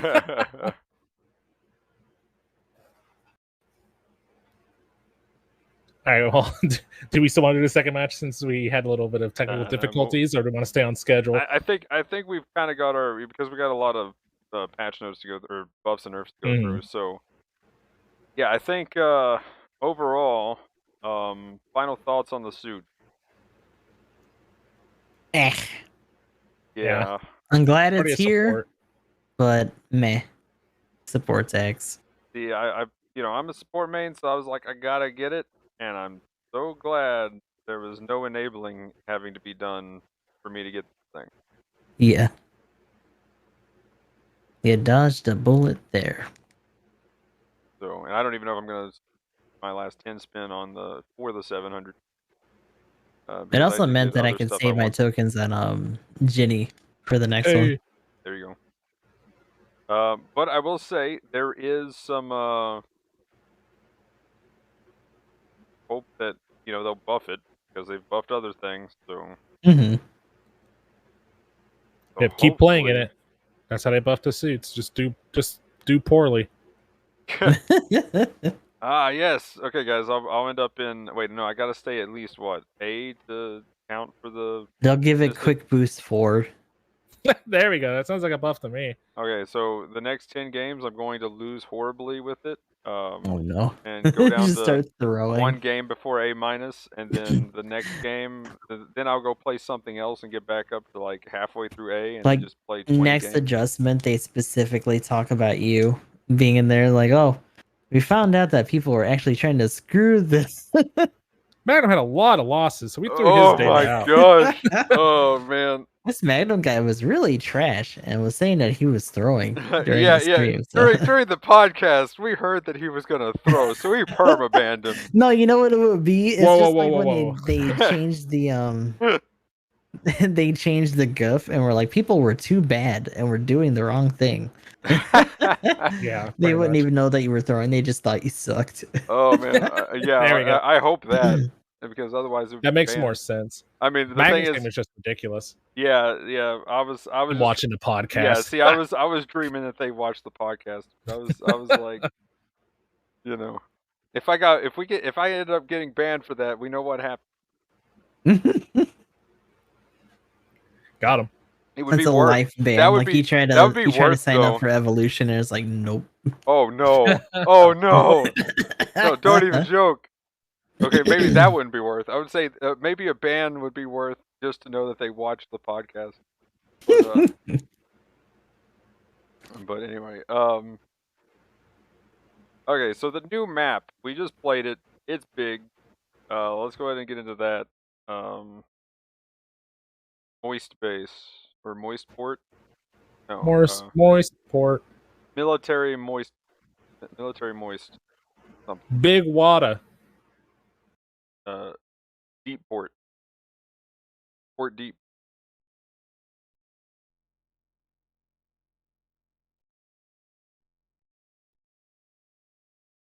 So, but yeah. What do we think about this map? I guess general thoughts. Like, do you like it first? Do you think it's interesting, at least? For me, it's interesting. At the same time, like I was saying before, it's definitely more of an air map than a water map. This is literally just a map for transformables at high cost, and that's pretty much the only thing people are going to want to do, unless they're doing like customs at lower to mid cost to actually run water suits. I hope, once again, like when they initially started drawing out the water maps, that this encourages them to at least try to bring some of the other aquatic variants to the forefront as we get closer to like the end of the year. Yeah, I hope we end up with like maybe a couple of ghost drops even like that. Mm-hmm. Like ghost Kinda fill drops in at the this gap. point, like why not, right? Yep. Unless they're really strapped for like, because they're already delving into Moon Gundam, right? When we're talking about the Jedi and stuff later, like we have other um IPs essentially that they can pull from for main banners. It's not like they're running out. I will say this though. Do we think we're gonna get like an aquatic boss on this map? That would be cool. Yeah, that would be really cool. Because this is huge. This map is so big. Like the fact that I could see you guys fighting, and you guys look like you were right in front of me, but I still had to use like a full boost gauge to get to you, and I still couldn't see your radar. My radar couldn't pick you up. Like I had to go all the way to you guys just to find you. Like even though I could see you fighting, just to see what health to determine who I was gonna shoot with my shield beam, I had to like waste all my boosts just to get to you because I thought you both were gonna die. I was like, oh, they're at half health. Okay. But like that's kind of ridiculous. The size, the sheer size of this map. Mm-hmm. Like I just saw the Zommel shoot and I saw its thing explode in the air, and I was like, what? It's pretty wacky. Like can a like I don't know what has the highest boost for flying suits, but can a suit even fly across the width of the map? I doubt it could fly across the north-south height. Like pretty north to south, no. East to west, probably. You'd really have to go really high and probably coast like a good chunk of it. Get that dodge roll Yeah. range extend too. Yep. There you go. Yeah. But I will say when you spawn in at E there in the middle, you're like, well, I'm waiting to hit the ground. I'm deployed. We're about to hit the ground. Like its vertical is also ridiculous. And I don't know. For me, it chugs in the water. Like walking up the ramp on the side of the map, like I was getting frame drop just trying to find you guys. So, I mean, honestly, this feels like a 10v10 map or something. Oh, for sure. But like the base PS4 is gonna look like a slideshow if that happens. So I don't know. Do you guys think they've got? Well, I guess that we could save this for like new suit speculation stuff. But I just wonder what they have in store with this map because this map seems a little ridiculous. Yeah, like the other aquatic maps, at least were just like add-ons, right? Like Jungle was both having the river, but also just having what was generally a bigger map until we got into military base. Yeah. And then Port Base Moist was literally like, oh, this should have been filled with water anyway. Fuck it, here's another variant. But this is specifically like a deep water actual aquatic map. So I will say this, there's some weird quirks to this map. Like technically you can get on top of those cranes, kind of like akin to the HLV spots. From the original version of Port Base. So really high up, technically you can't reach a lot unless he has some like outstanding range, especially if things are in the water, but you can see a lot and approach from different places. And then some of the like this map, I think one of the guys on the dev team on Twitter was talking about the fact that they were pushing for this map to be thrown out in time for like the end of summer or during summer itself. So if you really want to be a little more cynical about it, technically this map was rushed, and some of the goofy like playhouse scaling of some of the buildings on that northern island, the fact that some of the stuff on the roof is like smaller than the pilots, kind of shows that they weren't paying too much attention before they actually dropped this map. They had the destructible ships, they had everything else set up, and were like, "Yep, that's it. Ship it out." So I don't know how premeditated they're really going to be when it comes to like including other suits in tandem with this recent release. Yeah, I'm just wondering what's going to be, 3-4 months out. Are they planning on a boss on this map? Is this going to be like? Are they going to come out with like a new boss around Halloween? Well, if they do another one, if they do a boss on this one, it's probably gonna just be literally like the water section. Like it'll just be a edited version of the map, kind of like how they did for like the Arctic base and stuff. Yeah. So it wouldn't be 1-to-1 regardless. It'd be kind of funny to see the Big Zam like jumping in and out of the water. I would hope that they would do like another space system map for Big Zam. Yeah. Maybe an altered version of the most recent space map, but with a giant fuck off rock in the middle.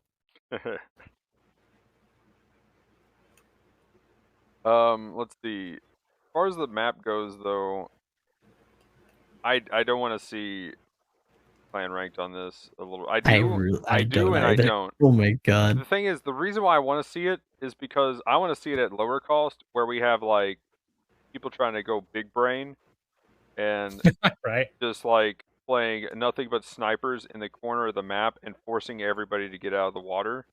And then you just have people like at max 900 range, just like sniping people from a mile away. Like I'm going through my suits right now, trying to figure out what, because I know there's a couple of suits that they just buffed, and they were like, yeah, we're just gonna give this fuck off range because it should have it, I guess. I'm trying to remember what suits they did that with, but I know they were like closer to like 500 and below, right? So there's nothing at the top end that has anything crazy. Because I remember one support where I'm like, okay, cool, I got crazy range now. I'm thinking, oh, Gelgoog cannon, let's go, dude. Oh god.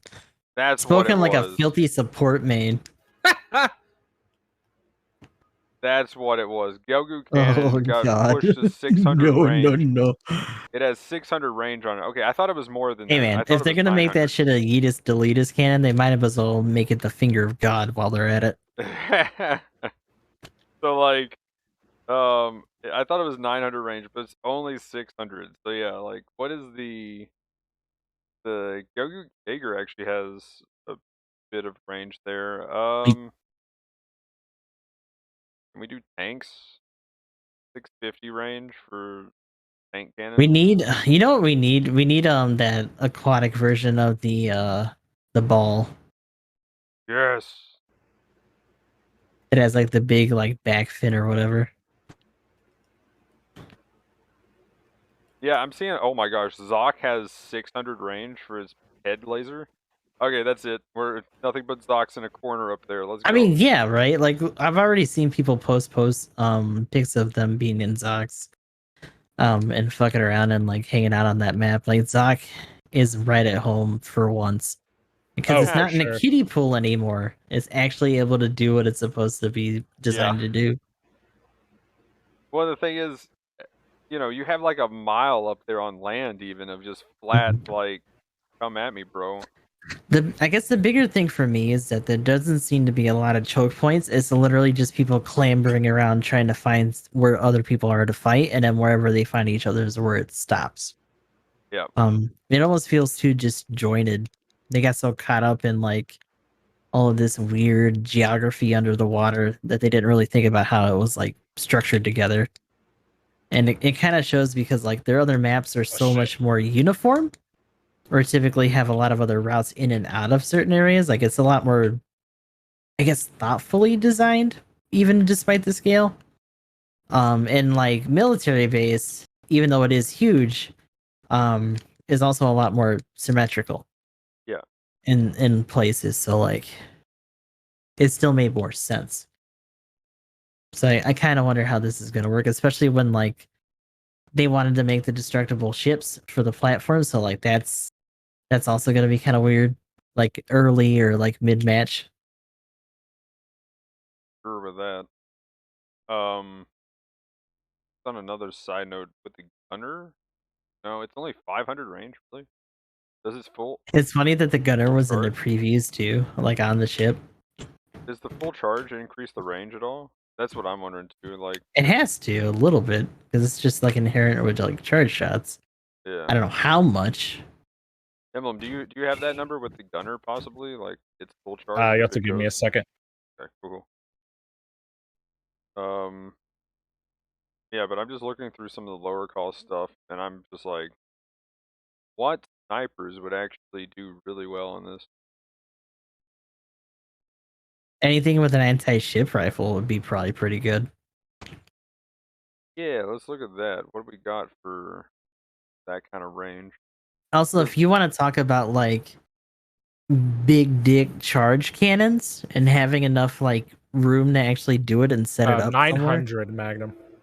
Oh, it does? Okay. Ooh. So yeah, you could actually just nothing From but downtown. Gunners. Nothing but gunners. Because they pierce too on top of that, right? Yeah. For the charge. Yeah, so you could just have like gunners in the corner just being like choo, choo, choo. That would be kind of gross. New rule: destroy all the ships. Immediately go to ground. It is interesting though. It seems like they're definitely forcing people to go into the water at least initially, because you still need to get either the island point or the other point at either north or south in order to have some more foothold. But I feel like once that happens, they're gonna make the push for one or the other base, and they're just gonna be on the port side regardless. Yeah, that's kind of the other awkward thing. So like, because like otherwise, if you're fucking around in mid too long, like for once, it's actually you just wasting your time, as opposed to like tropical desert where it's like the entire point of the map. I feel like what you could do though, like as an actual sniper team strat, kind of going a little crazy here. You could go all the way to the, depending on which side you spawn on, you go all the way to the southeast or the southwest, and then by the time you spawn back in, you could just yeet into the water and go to the enemy team side, and also maybe have somebody cap a point. Because again, with a sniper team, you want to keep the range. As soon as they get to your base and you have to spawn in on them, lost. So like, if you are going to try to do some kind of big brain play, you'd have to pull them away so that they would have to fight you a mile away from your base so you could actually respawn in time. Or have a pilot go out, and since you have infinite boost in the water, have them go out and cap a point and go spawn. Now the only problem with that is then they could destroy your base, but you could also go do the same thing to theirs because it's going to take them an hour at like 400 cost to get back to their base. Oh my god! Like that's the other traversal time feels more Battlefield-esque than it does like with the other maps. Like it takes you a hot minute regardless from where you drop, unless you already have a scuffle happening and just so happen to be able to drop there. Like it's gonna take you a minute to get to anything. Yeah, that's why I'm making a note here. I'll just make it in the Discord.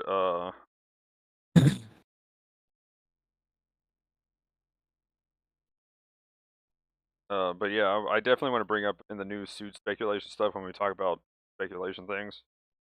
I wonder if they're going to try to push team size farther, and we can go into that. No. And No. I mean, no. I would like that, but no. Okay. But this engine cannot. Well, no. I mean, that's my point. I would love nothing more than the team size to increase so that people can stop comparing us to a fucking mobile once and for all. But it's never going to happen because this engine is already melting. Well, I've got specifically a point. On this map. Let's bring it up again. That this motherfucker chugs not even when the action is happening, but simply because they're in the water. Let alone when the ships start to fuck up. So. Okay. Well then, okay, fine. I'll just bring it up here. Then. let's just get into this real quick. The reason why I think is looking at the PS5 hardware. Obviously their engine needs to be a little optimized, and they hopefully can fix that a little bit. And yes, I've seen it chug every now and then on the PS5, but it still looked good compared to the PS4. And oh yeah, big difference. I'm wondering, and this is why I was saving for speculation. I wonder if there's a chance in like a year that they try to phase out PS4 somehow, or this is a road to number 3 where they have bigger teams. Maybe they can do a Battlefield kind of thing. Maybe, because the PS5 can handle it. The PS4 I can't. feel like that'll be a 3 thing. Yeah, I agree. Because we're talking about Gundam Online, like the other big scale PC one, is only getting older, and Evolution is gonna pick up the small team versus team hero shooter aspect of the competitive scene, while also being specifically geared towards esports. So that pressure is gonna be lifted off the GBO team if they actually go for a third one. So at that point, if they really did want to scale up and just optimize for a larger scale team versus team game, they actually could give it a shot. because otherwise this map feels But weird. like retroactively trying to do that with this engine and 2 probably wouldn't work out too well. Yeah, so I think, well, even with this engine, I think the PS5 could handle NV10. Now, whether would it be fun to play with the connection problems? That's a whole nother story. That's a whole other thing. But, not to mention they're not gonna leave the bulk of their PS4 player base in a lurch. Like it takes a long time for like older generations to be completely phased out. yeah, so It won't be in this game's lifetime. So that's why I'm like saying a year out, maybe that they actually increase the team size, because if they are going to make it work on the PS4, it's barely going to, be 5 frames a second, but it technically would be playable. Cough, cough.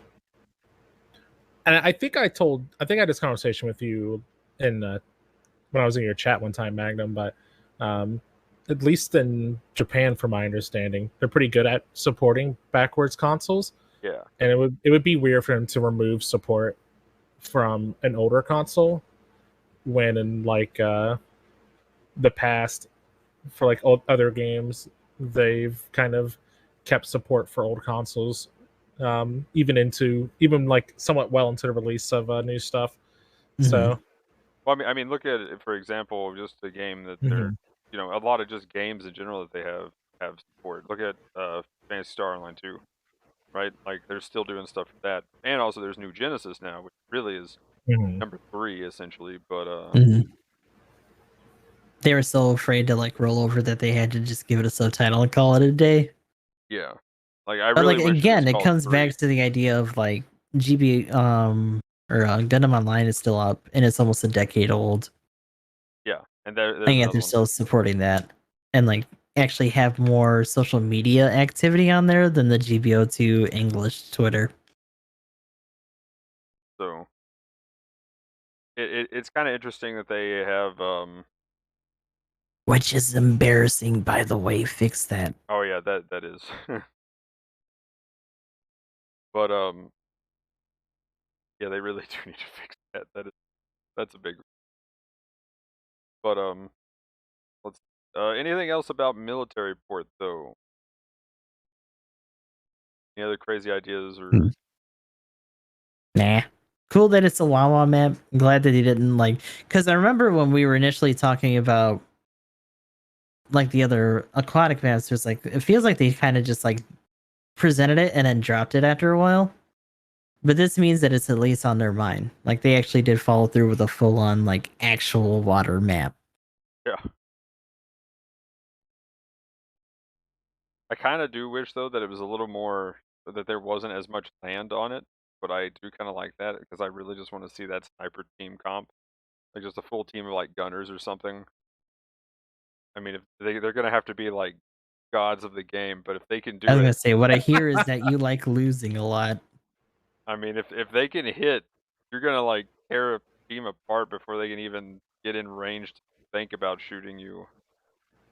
Like that's gonna be the gross thing. There's like literally no way to approach. It's all just a flat area. Like there's nothing to like slowly approach anybody. It's just charge them down and dodge slightly to the. Have some maneuvers. We gotta have some maneuvers, guys. You go lazily to the left. I'll go lazily to the right. Go. So we'll see what happens, but I think that would be ridiculous. But anyway, let's go ahead and get into the well, here, do we want to do, I guess we can talk about the Gundam info thing last. Nothing happened in the end. Pretty much. Do that before speculation. Okay, what do we got here in the patch notes? Going to get into those. We'll talk about buffs and nerfs. I'm actually pretty excited for some of these buffs and nerfs. Okay, so patch notes, stuff and thing.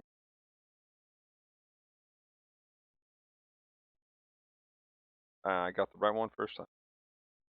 Okay, so we talked about the new suit, and there's Quest's normal suit. I got something that kind of looks like whatever this is on the side here, but yeah, it still looks kind of blurry. I don't know what that is, but yeah, I got something that might exist. And then there's the helmet, but the funny thing is just how many people were just like seeing the suit and being like, "Put it on now, go!" And I'm like, "Nah, man, I'm good. I'm not doing a Quest cosplay."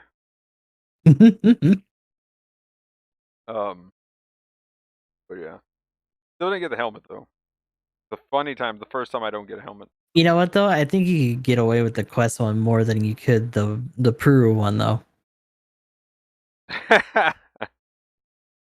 Just throwing that out there. That's funny. Then real quick, they did throw up a notice about player behavior and harassment.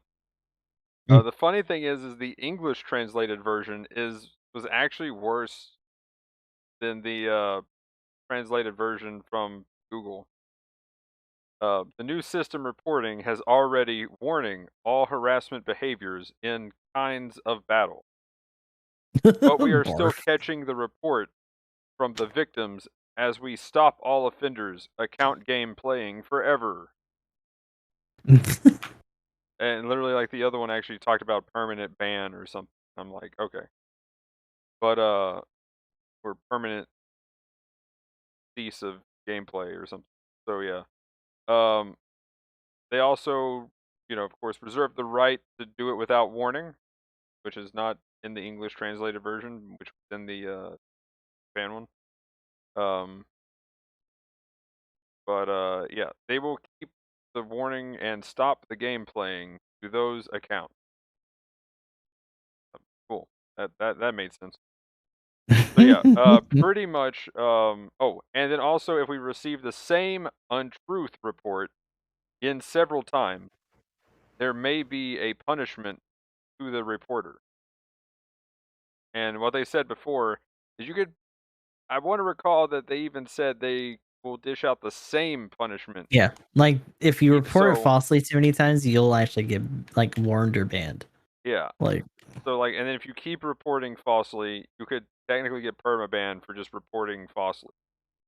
So don't waste their time. Pretty much. Oh, dude, I should have put. I still. Oh man, I might try to do editing. Like, I just want to do the. Don't waste my motherfucking time. That's literally good. Just put like Kobe's face over. Do we have a problem? But yeah, the overall though, yeah, they're actually issuing permabans now apparently.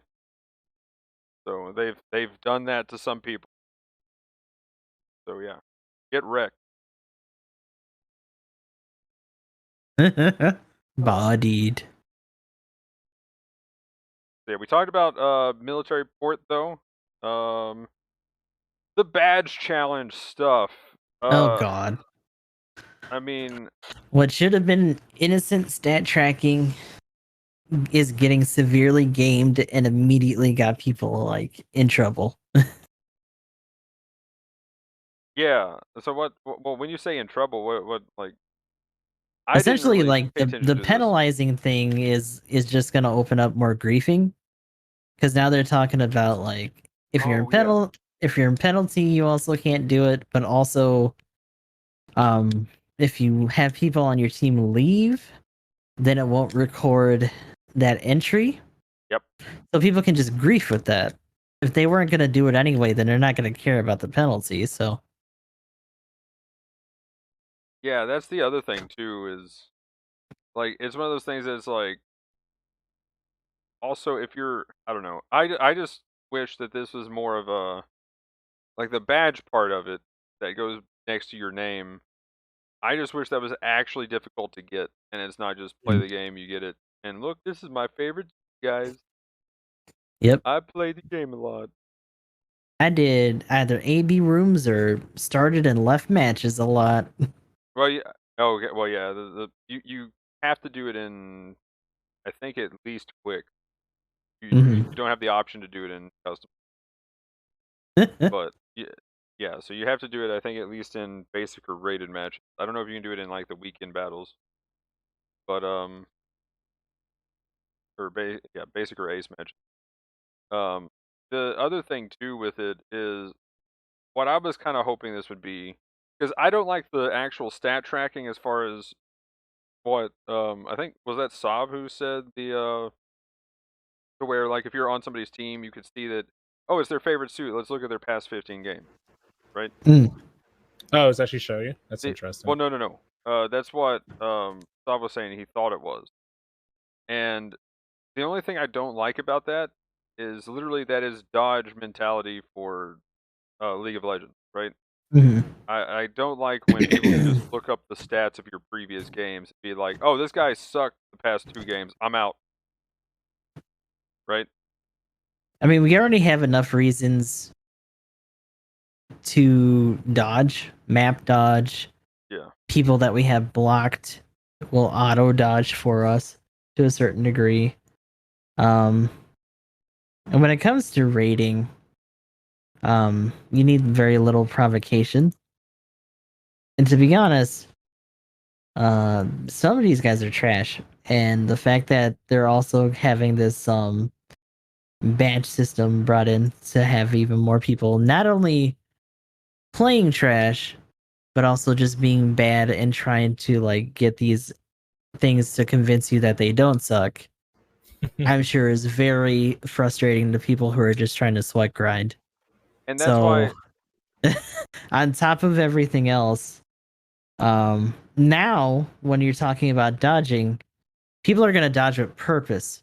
They're not even going to wait and do it at the menu. They're going to wait until they drop in physically to leave. So not only are they wasting your time, but they're canceling out your entry. Yeah. For trying to get that badge. And the other thing is I just wish if anybody left in the game, period, that it kind of would cancel, because, but again, I'm this is me talking about a philosophy of what I thought the badge could I feel like the better thing is just to not touch that at all, because otherwise you're just going to encourage more griefing. So like that was a change that was unnecessary and actually did more harm than good. Yeah, I can agree with that. Well, like I didn't think about that honestly. That's why I was like, wait, what do you mean? But then after you explained it, now I'm like, yeah, that actually. Oh, I didn't think about that kind of griefing. Like people don't need very big reasons to do shitty stuff. Oh, like for most sure. of them would have done stuff like that normally without there being an incentive, but now it's just causing more problems. Yeah, so that's why I was just like, because they don't have a chance to get it while they're at penalty. I was like, good. People who are being dicks can't get rewarded for anything. But the thing is, if they were gonna do that, they probably weren't going for it anyway, like you said. So it's like, oh, yeah, that's a good point. Oh no, what have they done by accident? The whole point of this system was that it was supposed to be a nice little feature that was inconsequential, but the second we started talking about the fact that it might bring legitimacy to suits that would normally get their people to turn their nose up at them being run because, oh, this guy is good at it. The fact that there was an incentive at all that people could parse from this immediately meant that it was going to be a problematic feature. Well, and that's I mean, again, I'm the one who was like, yeah, I could get this on my Dom Barrage, and people will finally stop dodging when I get. No, back I'd up still to dodge you if you actually brought that up. Because I'd legitimately tell you to fuck off and pick another suit. I mean, that literally has like my best win rate right now. out of anything else that I play at those costs, Nope. pretty much. So, Nope. like, Absolutely not. But you can do it better and faster in another better suit. But here's my point, real quick. So, if the badge that you get next to your name, you had to literally play like a god with that suit, then that would be fine. Like, if you had to have 15 perfect games in a row just to even think about getting the badge, and then you had to play even better just to get the badge next to your name, then I'd be fine with it. Because that means that person is a new type before they're going to get the badge, right? They're going to have to go so hard and get so good with it that in order to actually get it, it would be, that would be acceptable in my opinion. Because then you have that next to your name. I don't care what suit you're in. If it's that hard to get, I don't care what you're playing. You've got it next to that suit, cool. You're a literal god when it comes to that suit. I'll take it. Like, that's what I was kind of hoping this would be. Because also, typically when there's ratings and stuff with Japan, there's always the S rank or whatever. I mean, the fact that they limited I thought this was going to be hardcore. The fact that they limited it to 3 suits immediately, took away that possibility. Because you don't know until they specifically use XYZ, either shitty or, super OD suit. Yeah, and a lot of people are going to be using it as an excuse to grind a suit that they normally don't play. There's a lot of other use cases and reasons to use that system, which under the hood is fine, except for the fact that they're requiring you to do it in pubs specifically, which also means doing a lot of it in rated, which is a fucking problem. Yeah, that's not the place for that shit. Especially since it's limited to the 3, that means you gotta select, do something, and get good with the suit right away. I feel like this should be something that's always going on with every suit you have, and it's just a thing that you're just getting just because. And then the moment that you do have your 15 perfect games in a row, then you're just it should just be another stat tracking thing with every suit. That way you could always track your win rate with literally any suit you want to track. Mm-hmm. Right? So I could play, if I really want to just get down to it and having to, instead of swapping things around, I could be like, okay, let's play the Don Barrage for 15 games, let's play the Isaac for 15 games, let's play the Hildoffer for 15 games, and let's see which one currently right now is my best suit, and then I'm going to take that into rated. That would be a fantastic tool to actually use. Play 45 games in quick match, you figure out which one's your average best suit, and then you take that in. Right? It'd be a different way to do ranking too, the rank system that they were doing for solo stuff. Yeah. And just applying it to your suits. And shows a score average. Yeah, they could do something. They could use this for other things. So that would also imply that these guys have ever done a serious competitive game in their lives before, though. Yeah, they kind of went from gacha novelty to oh, this might be an esports game. Good luck, guys. And it's this isn't their wheelhouse. It just isn't. Yeah, I mean, we've talked about that before. It was. And this is very much a feature that would have been in that vein. Yep. Which is why I bring it up. So, but I am curious though. With you said you would still dodge. With what I just presented though, if that's what the badge was, and you saw a dude with it by their name, would you still dodge? If the suit. I mean, I don't dodge regardless, but I'd want to. even if it was something that you had to be a literal god at the game. Yes, because it's not all about them. We talk about that all the time too, right? There's still several other people who may or may not gel well with that suit, generally in terms of just meta and shit. They don't know that guy. They have no reason to think that he's a big anything. We have no big names or faces in this category. JP maybe does. Oh yeah, but we don't. I mean, no one knows or gives half a shit about anyone that plays this game. There's no notoriety. But that's what I'm saying. The badge would give weight in game, though. No one would believe it, though. They have no way to prove it other than just biting the bullet and hoping they're good.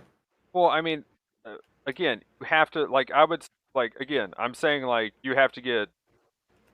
Let's just throw out some crazy numbers here, right? Just say in order to get the badge that I'm talking about, it would be like 6,000 personal score, like 2,000 assist score, 200,000 damage, and somehow had to have like 30 or 40% like diversion. I feel like at that rate, especially if you're still doing like the 3-suit limit, you're probably already bumped up several letter grades anyway.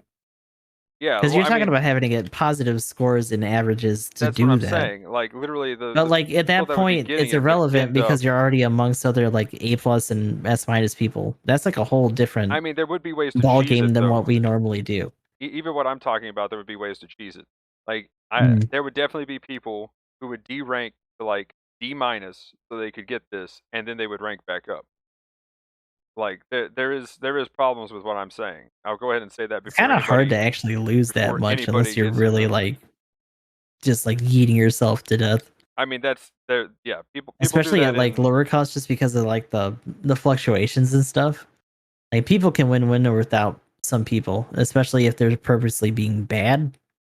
So, well, like I don't know. It seems like more time and effort just to do something for science than anyone would actually do, unless they were like people would do it sooner to grief than they would to prove a point. I mean that, yeah. I mean, it's probably going to be more of a griefing tool at that point. But that's what I'm saying. I know there's people that's done it in MOBAs. Again, coming from the most toxic game, pretty much community out there, other than FPSs. But also coming from the game that, you know, the genre that immediately assumes that you're just okay with wasting your time. Yeah. So yeah. I mean, there is that. That is kind of the mentality I've been brought up in when it comes to just expecting what people will do for nonsensical reasons. So, like, well, I've done worse online. So you know, it's like that's what I'm saying. But at the same time, though, if the badge literally meant that, that's what I'm saying is notoriety. It's like seeing something in an MMO that is literally almost unachievable, but the guy did it, and you have this name above your character showing that you are a literal god at the game, kind of thing. That's what I was kind of expecting the badge to be. And I'm kind of glad that's not what it is. Because now it's just this little silly thing that people were just doing random nonsense. And I don't know. If it was something that was well intentioned, it probably should just be backed out of at this point. I mean, I think they could add like a step above, like give a badge plus and kind of make what I'm talking about, and then it's both, and I think that would be fine. But right now, just having the the base badge, it's super weird. Just saying, the time that they spent trying to implement this, they actually could have had some cosmetics in at the salon. Yeah, that's. There are other features that they've either discontinued and have talked about, oh, we're gonna work on them, or that they completely abandoned, and yet they're fucking around with this bad shit. Reach Gustav, Gustav for the win, ladies and gentlemen. Right. Like we're just off task, and it needs to just come back around. The game's been notorious for introducing these things and then just dropping them, having amnesia. Yeah. Yep. Mm-hmm. Like the only reason we're having this be readdressed is because it's already. Then like I saw it during the week, players were acting weird and doing a lot of stuff they normally wouldn't do, and it was actually affecting a lot of the matches. People are actually acting stupid because of this thing. Yeah, because you also got to get like what your higher assist scores. So you're like, I'm not killing anybody. I'm not. Nope. Not killing anybody this match. Yep. Sometimes people will just straight up idle for like a hot minute and just not do anything. Other times they're DCing because like they're rage quitting faster because like the initial entry, like the initial wipe was too bad, and they're like, well, I can't bring this back. Fuck it. Bye.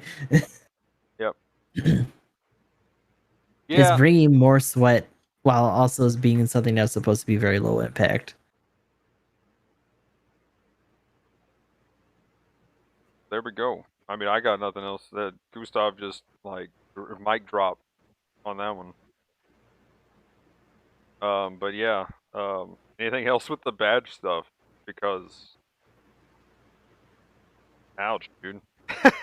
I mean, I guess I should say that I'm like And it's not that I don't want them to do anything new at all, but at least have some focus, especially when we're in like year 4. For real. Mm-hmm. I mean, that's like, again, the cosmetics thing. Like PvE could be probably better. more years than they expected to have this game go on for in the first place, but that's why they got to strike while the iron's hot and actually have some direction. I mean, yeah, a lot of times these problems do come down to Like, management. especially with evolution looming over them at this point. Well, obviously, Bamco doesn't care about it because they didn't say anything about it during their live stream. No, so I mean, they have nothing to worry about regardless, it. they Oh, all man. they care about is just like pushing a Gunpla because Battlelog's the new hotness right now. Mobile games print money, and they're trying to put out not only the new model kits and the entry grade shit, but they're also trying to scramble because the the new Gundam statue is gonna be disassembled next year because they couldn't have anyone come in because of fucking COVID. So they're trying to recoup all that money for making a giant moving robot statue and all this other bullshit. The fact that like a lot of the references that they were gonna have during the Olympics, I think, didn't even go through. It was mostly just video game shit. They had to pull back a lot. Pandemic kind of kicked their ass. And Yeah. Gundam's on the chopping block unless they can really push that IP. You know, so Gunpla has to make up the difference. So they're going to be pushing the mobile game. They're going to be pushing the figures and stuff and trying to bring that back, especially as people start to shop more, or do like more physical stuff, which is immediately going to get brought back down. And sorry for dating this podcast, but you know, we're in like our 3rd or 4th wave at this point for the outbreak. So what are you going to do? By the way, just another random tangent. The Olympics. You guys watch that? Mostly just the highlights and like the fact that a bunch of Team USA either had to postpone or just not play in a lot of the aspects. Yeah, I saw that, but I mean, the highlight for me was the music, dude. All that video game music. Nier got in there They too, got by the Nier way. in there. They had Sonic in there, dude. They had Saga in there. Yeah, they had yeah, like all the music. The funny thing is like Nintendo wasn't in there really. Now the funny thing is that there was supposed to be more, and literally like a bunch of the guys on the committee for the Olympics were fighting tooth and nail to keep it from happening. Like there's this really hard ass like line of people in like government and committee that don't want Japan to turn into anime video game land. And so they try to like block it at every turn.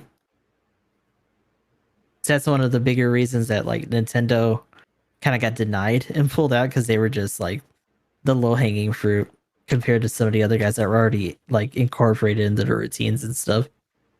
I almost have to go with what Emblem and what Dragoon's saying in chat. The copyright strike from Nintendo though would have been probably hard.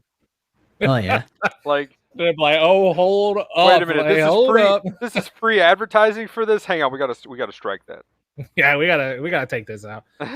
They would strike themselves, but I feel like they were supposed to. They were already slated or suggested to have like some stuff there, and it just got pulled. Yeah. Oh, okay. Like that was part of it too.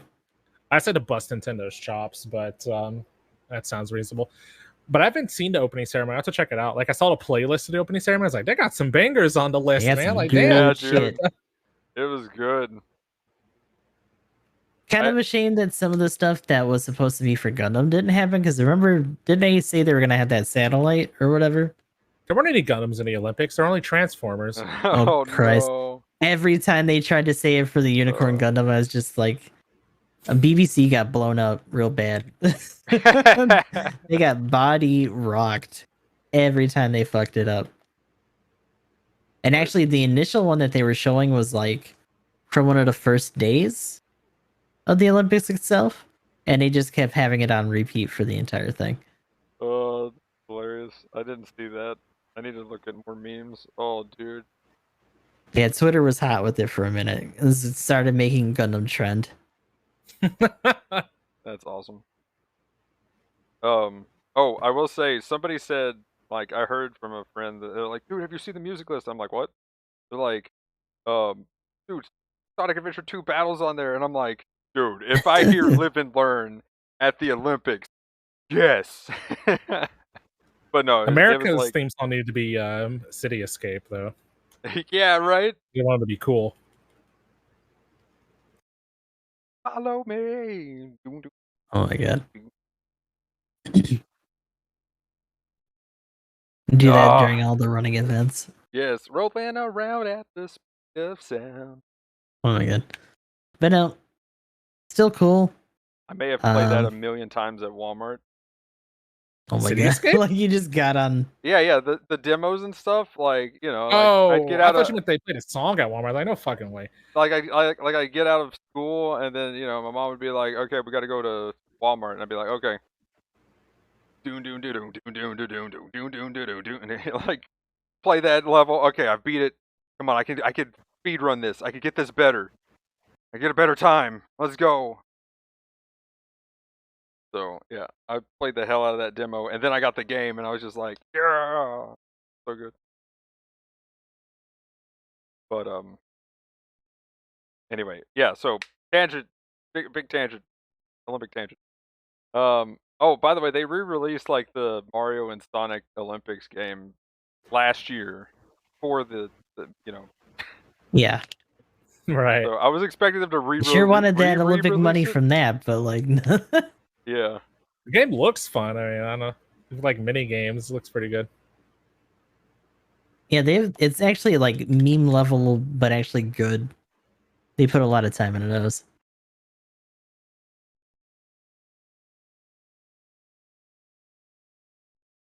Now we can have Gundam Olympics. There we go. Okay, so from there, they battle related. They nerfed me, guys.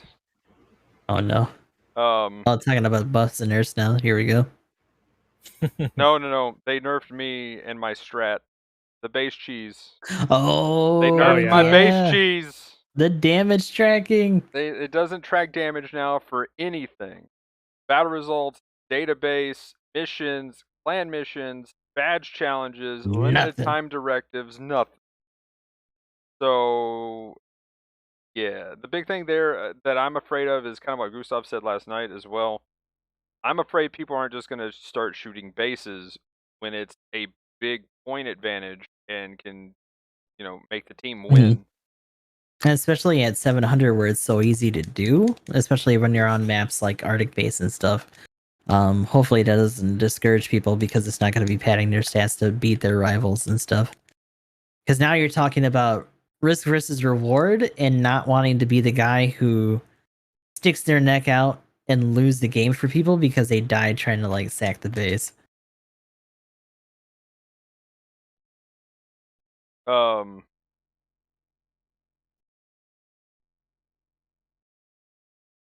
I just wonder.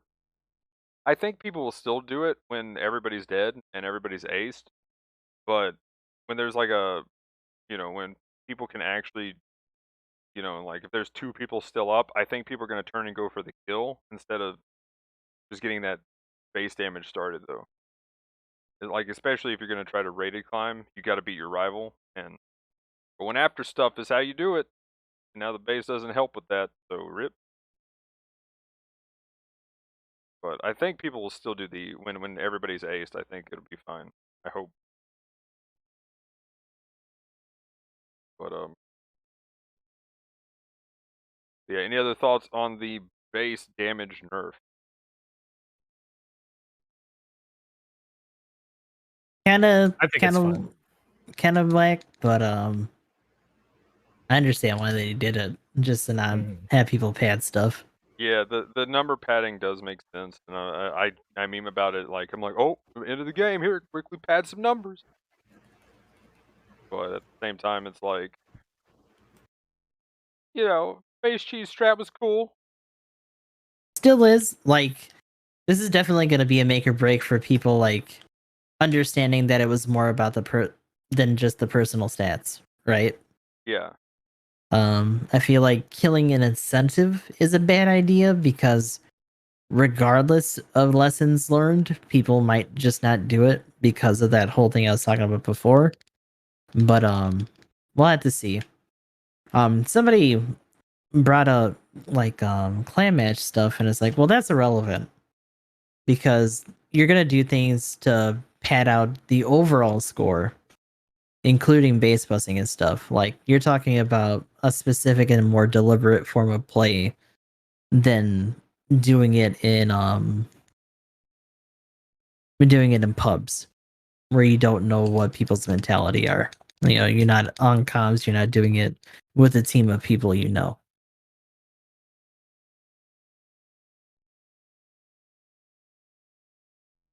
So hopefully things don't change and the trend continues with people base busting still, but we'll see. Yeah, I know I'm still gonna do it just because it's one of those things. It's like playing the bomb. You give up your rival win, but you probably win the game for the team. So you know, if if you're thinking you're probably gonna lose, or if it's a strat that still wins you the game, then yeah, like it, you know. Luckily, I'm starting to get better at space. I don't have to rely on my base cheese, but there's a couple of suits or a couple of costs that I still need to rely on it. So and with certain, still the Xeon and or the Super Gundam, but yeah. Moving on though to the they extended the clan rewards. Cool. The 5 times bonus because of the clan stuff going down, and we didn't have clan ranked last week. Yo. So there was that. Literally like a day or so before it actually dropped to like, oh yeah, it's just not happening this week. I'm like, okay. But by the way, they forewent the schedule for the last one, which thank goodness because it was Target Shuffle. But the new one is tomorrow instead of on Saturday. So yeah. Friday clan matches barf. Yeah, tomorrow morning it's gonna be that's gonna be oof. But hopefully people have enough. I'm gonna try it, and I'll try to do the Doga. We'll see what happens. Probably not. I'll probably just go to Jubilee after one game.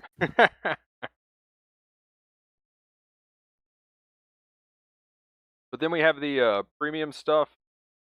The Dovin Wolf is the first segment of the month next week. The second segment is the Mark II Jubilee, and the third is the Isaac. Woo! Of course, I'm celebrating about the Isaac, but yeah, I know there's some people that's gonna be like, it's trash. It's doo doo. It is. He's not wrong. It's amazing. It's the best support. Bad suit is bad. Knowing where the raid is at all times and not having to deal with him is OP as a support player.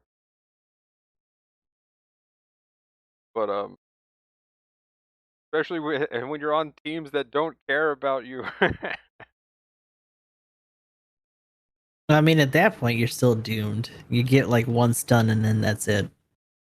Well, I mean, the thing is, I just avoid the raid altogether because I've got stealth. He doesn't. I can position, and since I got thrust like for days, it's one of the only supports until you get to really high cost that has thrust for days.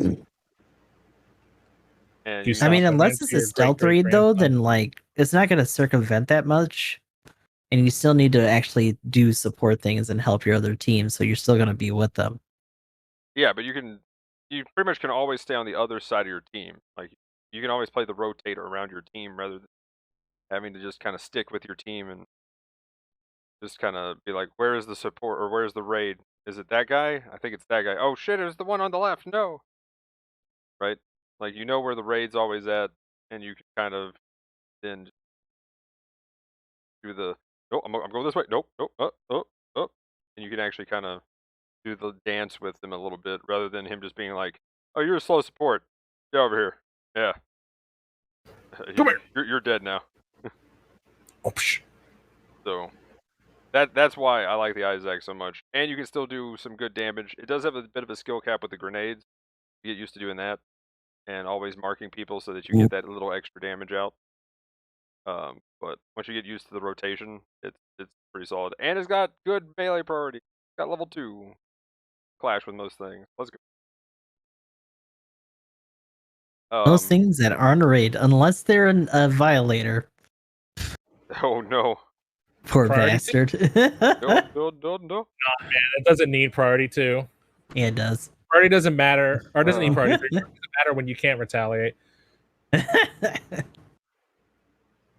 Oof.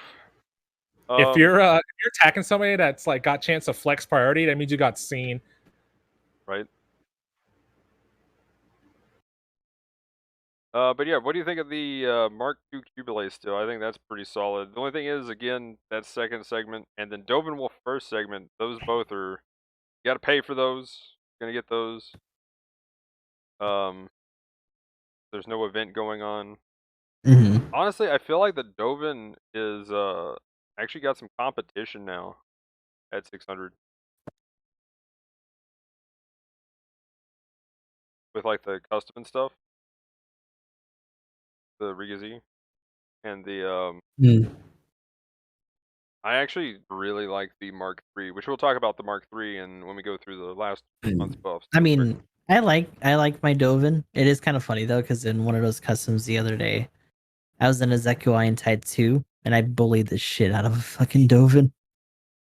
I didn't think about the fact that it really can't resist too much. Yeah, it's kind of easy to bully if you don't let it get on its bullshit. Pretty much. So like you're right about the Kai or the custom getting in there too. Because now it actually has a reason for those back missiles. Oh yeah. Like those back missiles were kind of funny. I'm like, should I use these? Nah, I got 500 other weapons. Let's go do that instead. But yeah, what do you think of the Mark II Cubulate emblem? It's fine. Always been good. Yeah, I still think it's still one of my favorite raids, especially at 650. So, got the poke stick, the Doom Spike. Yeah, we almost just had a match solid. with the it does its job really well. We almost just got into a match with a Cubulate Mark II and a Zaku 3. And they were like entirely fine with it, like, okay. I will say the Zaku 3 is kind of gross in the fact that it can just be like, I don't care what you are, you're just taking tons of damage if I heavy attack. But next thing on the list is the recycled ticket stuff. Hammurabi level 2 is in. That's kind of cool. That's about 405 tickets, I think, now since the 30% off is gone. But what is affordable, I will say though, the Agzaku Command level 5 and the Peasant Watch level 5's in there. Don't get those for tickets at that What do point. you mean? But what you can get for only 220 tickets, and I think 240, is the Dryson level 1 and 2. Busted. Completely broken suit. Dryson OP. Have fun. Disgusting everything. Robot. Yeah. Get ready to see even more of those on the field now. Yeah, 550 is going to be, like, I still think it's, like, I would say almost the best general at 550 still. And they're getting in there. 600, though, has fallen off a bit. There's definitely more that can play around with it. But 550, it's still insane. Especially once you get used to firing the tri-blades. I'm starting to get good at doing one blade at a time. So I can, like, bazooka, then swap, do another blade into you, and then smack you in the face. And then back up, bazooka, blade, smack, bazooka, blade, smack, you know, to just different people. And then doing the, like, if somebody's doing the, like, hiding behind a corner thing, you can just do the tri-blades and then kind of swing them around and normally get them half the time. Like, that's something to practice with it. But there's a lot of crazy tricks that Stu can do that's just, like, gross. So, definitely is skill cap to it. But it's just gross out the gate. That's what's crazy about it. Like, you can just bunga and do very well. Yeah, get the Dryson. And if you're just rich with tickets, you could probably do the Hammurabi, I think. What do you think about the Hammurabi emblem? Think it's still pretty solid? It's always had a problem being squishy, but the damage output's always really nice. What cost is it at, or like what level is the one that's in there? It's level 2, so it's 650. Yeah. Like it's definitely got thrusters for days. It's a little bit harder tagging with the serpent, but you do have 2 weapons to cycle through for melee. And the fitting rifle, this version of it's pretty nice anyway, so if you're particularly good at transformable suits and doing all the ducking and diving, you'll be right at home. You'll still get some work done in that. Yeah, if you're lacking on the tickets, I would not recommend the Hammurabi that because that's pretty expensive. Yep. Clan matches are in a few hours. Everybody, go bed. Oh Lord, yeah. Okay, so let's go ahead and get to the buffs and nerfs then. So here we go. DP store things. We got the Quell level 1 to 3 in the DP store. Sad that suit is bad, but another bad suit that they decided to put in the DP store is the Gun Cannon 2 level 2 and 3. Oh God, why? Oof. Yeah. It's DP, so have fun if you want to try those out. There you go. Why won't they Nice buff cheap cost either of of those? DP. Please buff both of those. They're beyond redemption, never to be touched again. That's how it feels with the Gun Cannon 2. I just saw one. Oh no. Yikes. I know there's like 3 people out there that are like, no, this suit's the most amazing thing ever. And there's actually like 2 to 3 people that are really good. But it was kind of fun and hilarious back when it first dropped, just because you could get on the HLVs and stuff. Back when like double jumps were a big deal. But that time is come and gone. that gimmick is yeah, that's tight. So they did some fixes and stuff. Mainly the big thing of note that I saw here is you can go ahead and now actually tell when you're going to overheat when you full charge, so it's not showing as you're good and then you overheat by accident. But yeah, that's been fixed now, or hopefully it's been fixed. And nothing else too crazy there, but there they are on screen. And then the clan match, we already kind of mentioned that it is tomorrow. It's literally in a few hours. What, 8 hours from now? Yep. So in 8 hours, 650, 5v5, ace match, tropical desert. Good luck. It's another top 100. They're giving out technically the first top 100 because we missed the other one. Oh yeah, that's right. It is the first. Whoops. So it's the first one, and they're giving out Waterworld A. What I guess Marmaid just didn't happen. Did not. Just skipped it. No Marmaid today. But Waterworld It's a A little is weird already... that they completely skipped all of it. I'm actually surprised they did that, because before, when this happened, they just kept the same one and just bumped it up date-wise. Yeah, that's weird. Waterworld A, though, is something they've already given out, so that's kind of awkward. I wonder if that was a mistake then. This is literally the same one? Yeah, Waterworld A is just water. Like, they've already had this one. Like yeah, that's 2 interesting. or 3 weeks ago. So it could just be a typo, because this is on the NA clan schedule information. There you is might a want to typo. check the JP just in I was gonna case. say I'll check the JP real quick, because it also says that the time is on 9 p.m. Pacific. The funny thing is wrong. that all they did on the JP one is just cross out the original time. Yeah, so that's definitely a typo, because it says it's 9 p.m. It has the right info as far as the match goes, but it does not have everything else. Okay, so let's see. JP says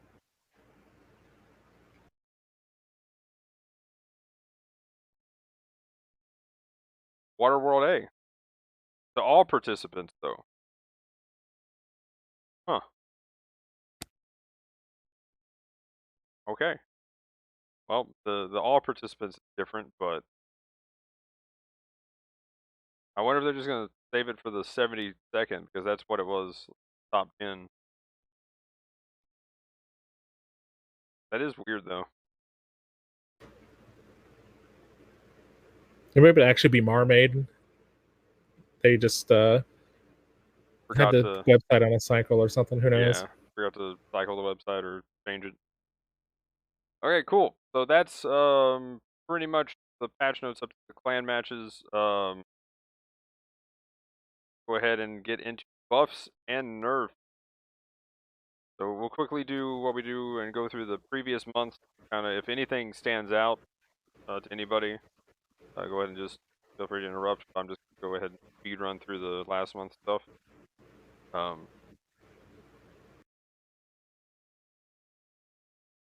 This time though, there was no nerfs, so I should just probably put buffs. Yep, buff only. Only boof. That's good. They weren't supposed to be nerfing anyway, right? Yep, that was the whole philosophy. That's what they said. But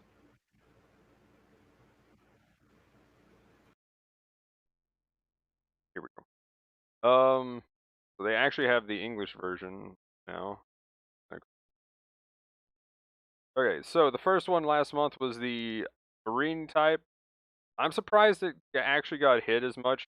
I don't know why it went down, but of course it did go down in effectiveness. But I'm surprised win rate went from 54% to 51 just on the accumulation stagger change. But I guess being able to just volley your grenades at something and then pretty much holding them down for a day and a half, not being able to do that is a big deal. Yeah, it's kind of a big deal. So now you have to get good to do that. That just means it's not a meta suit anymore. Pretty much. Galbaldi Beta FS. Yeah, feels pretty good now. I got it. I like it. The bullet increase was great with stagger value. Pretty big fan of the suit. Very weird trying to get used to the just doing the downswing. Dominance is gross right now. If you haven't tried it, go try that if you got it. Yeah, it's been on some bullshit as of late. Definitely for the better. Gundam Mark III, feeling really good with that Pierce on the cannon. Really good. Damage went up across the board, big time. Big deeps. Yogu Haimo VG, feeling fantastic. Being able to just rock back and forth between the main gun and the grenade and the shoulder cannon. Really good. Can recommend. Go try the VG if you haven't. I think that's the DP store at this point. There you go. Good VD. I was really surprised to see this getting a buff last time, but I guess it needed it, and looks like the win rate went up. Although I don't know if it just gaining that much health really, because the damage actually went down in the base cost 300 case. But yeah, kind of interesting stat change there. Win rate did go up, of course, though, because being able to live a little bit longer does help. Dija, another suit that I didn't really think needed much, but apparently at the higher cost it did, so kind of nice. It gained a bit of damage, 9% at level 3. Level 2 and the 1, though, pretty much just gained the health, so go. BD2, feeling pretty good. I honestly, though, still feels pretty squishy. I just think it's just one of those things, like BD2 has been a solid suit, and it gaining like 100 damage times 2 for that downswing is just showing how gross it really is, and people just got back into it. It's probably something that I should have just had the entire time, but like, I feel like definitely a solid suit. And I also feel like this is oh yeah, also getting the maneuver armor and stuff like that at level 1, right? Like that's some stuff that it definitely needed. Like that's a big, and then the shield exploding not being a stun is amazing. But I will say what's kind of interesting though is just the damage going up didn't they nerf the damage on exam? Like, I feel like this is essentially undoing the exam. Well, they nerfed exam at some point. I don't think it was the actual runtime, but it was like the overall stuff. Yeah, like I know they did the stats a little bit, and it was just like, it's kind of funny though that they just are like, okay, we'll just buff the suit and give it its, a little bit of health, so that kind of just does the you just hit the undo button only for the BD2 right now. Like, what? They should start doing that with some other suits then. But I think the big deal here, why there's such a big drastic stat change, is literally the shield explosion not stunning you. I feel like that's the big reason why it's just now feeling OP. Because as a raid, when it explodes, that hurts. We already talked about the HML and how good it is, and the mass production Cubile, so those two got buffs. Go try both of those, they're amazing. I still wish they would have done something defense-wise for the Cubile, but, I guess the best defense is an overpowered offense. Moving on into everything else for this month. The first thing on the list, the Ifrit Schneid. Gaining maneuver armor level 1, which I think we were surprised it didn't have. And then that hitbox where you sent that clip, oh my gosh, dude. Like that like literally he was right in front of the MLRS. It's not like he missed or whiffed anything. He was literally sliding into it with it, and both swings missed. So now that has a bigger hitbox. So hallelujah. Hopefully it's not missing anything, but yeah. I feel like that's going to be a big deal. Like, that's going to put its damage up by like 10k at least for its average damage. I feel like it's going to be a pretty big contender to deal with these days, especially with that maneuver armor. Like, that was weird. It didn't have that for such a melee It's something where it's like it should have had like maneuver armor's 1 is the bare minimum. It probably should have 2. Yeah, well, and at that cost, I mean, they're trying to not have 2 on anything but raids.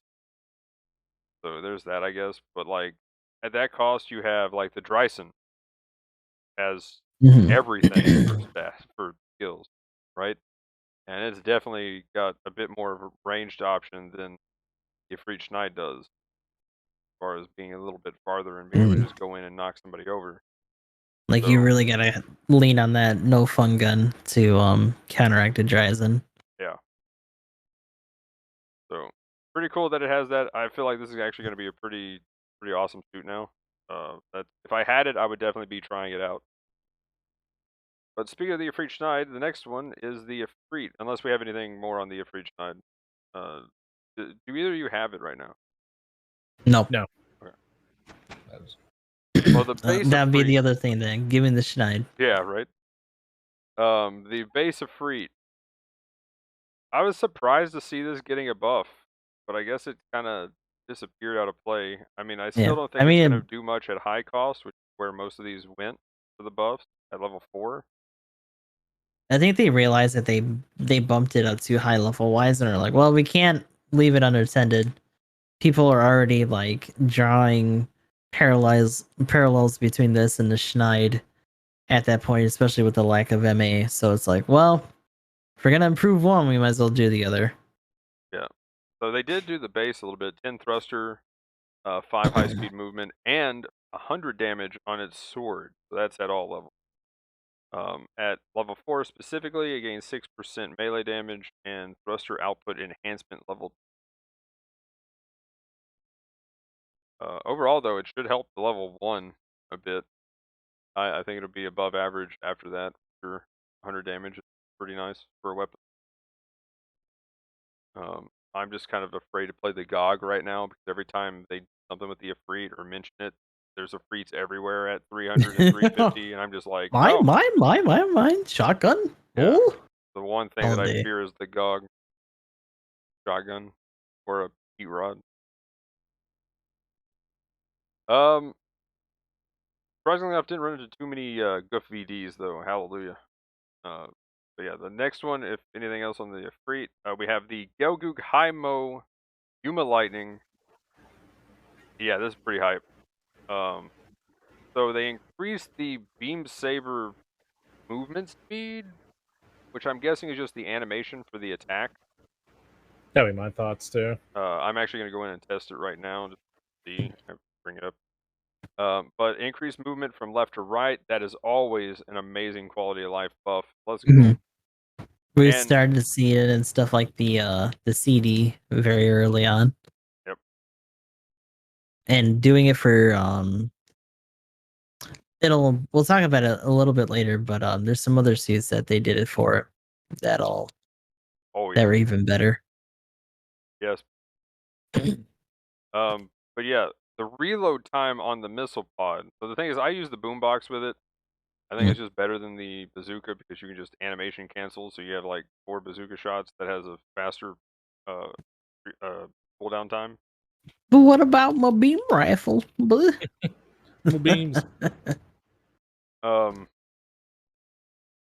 But the yeah, now being able to just either just boombox into knockdown and then maybe shoot them with the grenades in the legs or whatever, or open the grenades if you've already missed or something, like just being able to go back and forth between those faster now is great. Like I was already using reload parts so that I could just be like volley everything and just play it ranged and not really do much melee. That's how I started playing it, and there was a couple of seconds of downtime, but now you probably could just do that without like any downtime at all. So that'd be cool to see. Okay, here we go. I'm gonna go ahead and bring it up on screen real quick. See if the downswing is actually faster. I agree, though. Reducing downtime while Magnum's pulling it up is always a good thing. The only time you want to have downtime is when it's in the hangar. Hey! Plug! Okay. But also, like, I think there are other suits that had the same kind of like missile thing and it was actually shorter anyway. So it's weird that did they just think it was really potent, or the fact that most people would use a simplified rocket launcher? So it's like 2 different waves coming back to back was like too much for them. I was like, nah. They should have always been that short. It feels a bit better. Maybe I'm just, confirmation bias here, but yeah, that feels pretty solid. Like, done right into it. Yeah, I think sometimes if you're really far away, I think movement speed too is just like might be the length of the downswing too, possibly. So, but I feel like this is animation speed. It really does feel like it's a bit faster because I know every time when we brought it up, I can't remember which one you would say it, but that downswing, be careful, don't get countered. Yeah, me probably. Now they gave it like the GBO1 treatment. It actually comes out faster. Yeah, that's kind of what it feels like. It's closer to that.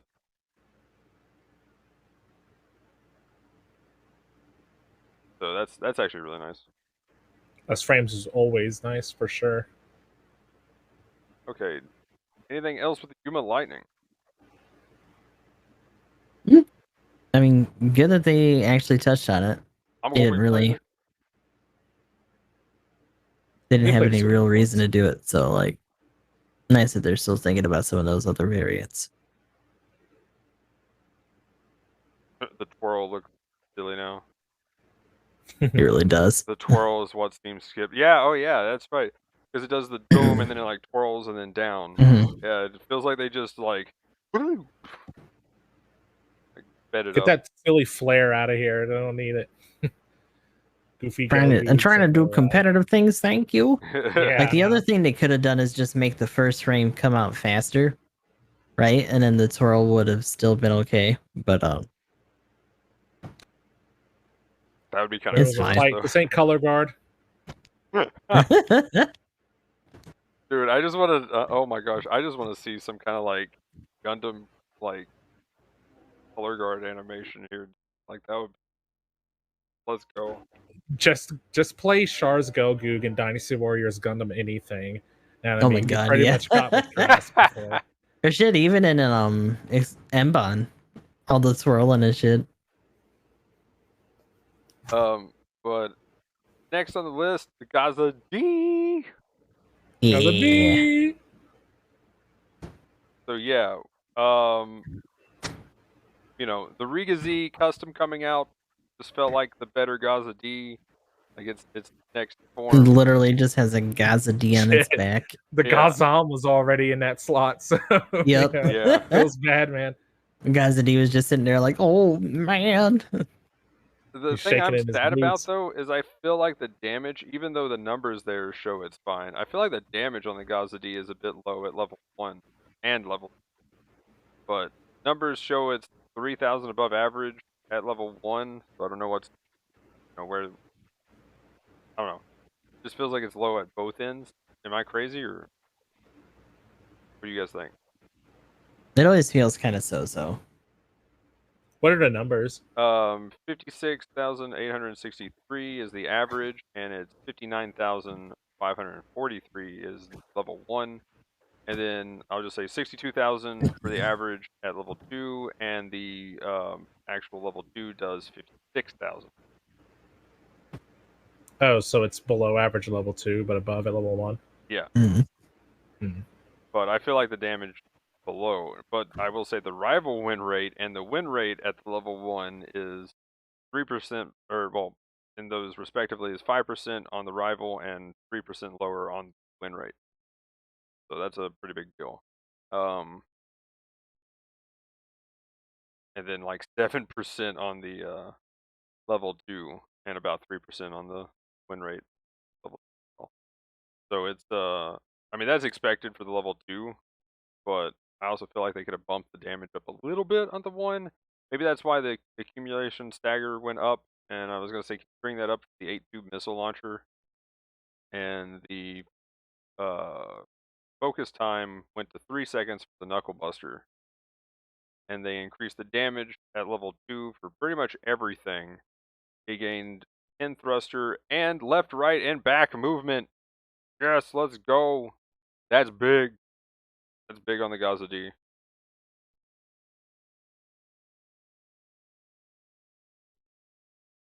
Like you mentioned that, Gustav. We would talk about that later in a suit. This one was the big one. There's one This more. This is literally like the idea of like, you know how I always talk about the idea that the movement on the donut is pretty tight, and it felt like they should have done that for a lot of other Scooty suits. Them making these strafing adjustments and stuff is pretty much what they need to do with a lot of those other similar suits. Right.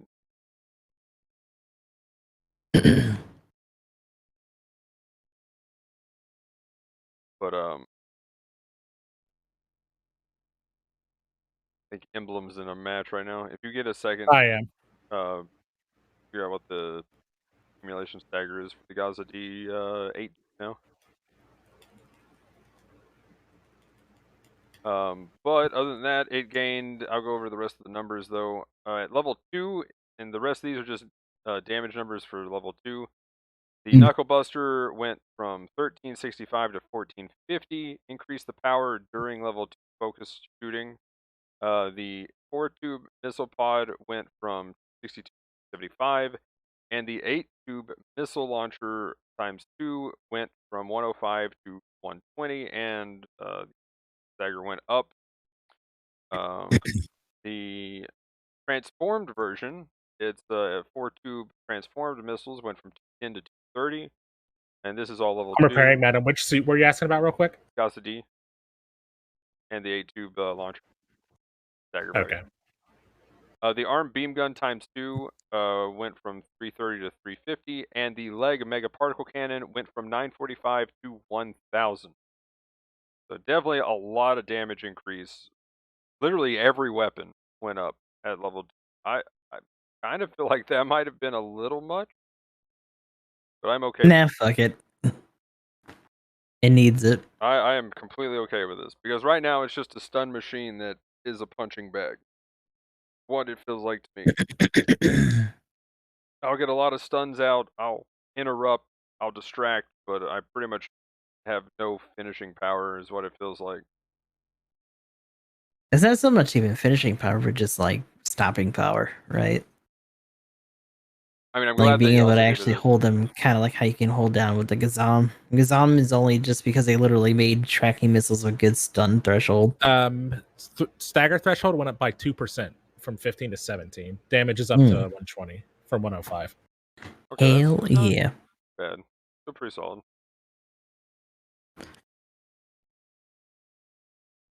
So, I'll take it.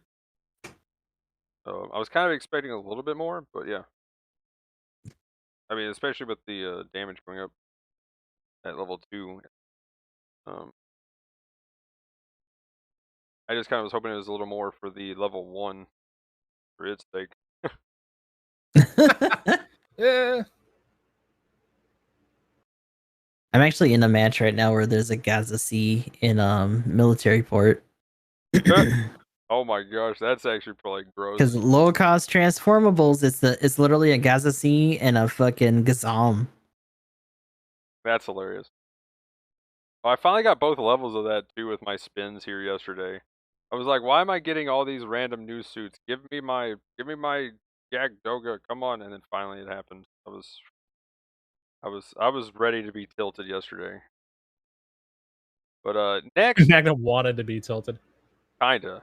I think I was just going through with the tilt because I wanted to do the disappointed meme even more. Like I was pushing that. Ugh. But yeah, pretty good day. Other than it just needs buff. But anyway, Power GM though is on next on the list. Yeah, funny when you see one at higher cost, and the numbers show why. Yeah, so this thing needed quite a bit of help. I don't know if this is enough for it because it's still a pretty basic suit, and they gave it aerial control program level 2. The fly program, I guess is what it is normally in translation. It gained 5 speed from level 2 and up, and level 2 melee damage went up by 8% across the board from then up. Level 1 though seems pretty fine. I still think it is kind of solid at 350, but yeah, I wouldn't use it anywhere past 350 though. And I don't know if it's maybe 400 tops right now. Still kind of weird. What do you guys think? Like, I think it's simple in a bad way, rather than like the Mark II simple in a good way kind of thing. Yeah, I can kind of see that. But next suit I'm pretty hyped about. I bet what's his name? Koraz would probably be hyped about this one. The Dom got a buff. Oh yeah, he was talking. That's like the first person I was talking about it today. Yeah. So 2,000 on an HP at all levels. High speed movement went up by 10. They gave it the anti-blast stabilizer, so you can actually melee suits and not get always a good skill. done. Yes, it should be on more raids. Increased movement speed from left and right. Let's go. Level 2 gained melee damage by 5%. Giving it 33 now, and level 2 gained, and this is going up as well. And level 2 and up gained level 4 enhanced tackle. That's pretty hype. So you can throw in a tackle there for that big damage. And they gave it leg buffer level 2 at level 2 and level 3. I think level 4 already had it. Level 3 gained output enhancement, thruster output enhancement level 1, and level 4 gained level that. So yeah, this suit could be kind of cool to try out in other costs now, other than just 300. And even then, it was still bad at 300. So really good to see. I'm definitely gonna be trying my Dom. Let's go. Big bully. Get that jet stream attack going. Watch a jet stream attack on that mobile suit. Watch a jet stream attack. Time for a jet stream attack.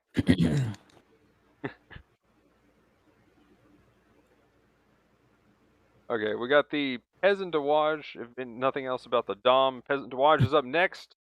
I saw this and I was like, wait, are they buffing the level 1? I think it's fine because the numbers definitely don't lie. 52% win rate over 50, 62,000 damage over 58,000. Yeah, level 1's still fine. Level 2 though is where it starts falling off, and I would agree there. Damage still looks pretty good, but win rate starts going down and just keeps falling down there. And they just put the level 5 in the ticket shop, so yeah. Level 2 and up got 500 HP. I was kind of surprised it was only 500. I wonder if at higher levels it does scale, like maybe at level 5 it gained like 1,000 HP or 1,500. But normally whatever the number is, it just at least at all levels does the same. So assuming it's 500, I think it could use more. But yeah, 5 thruster increase from level 2 and level 3. I'm guessing it already had that at level 4 and 5. Level 2 gained leg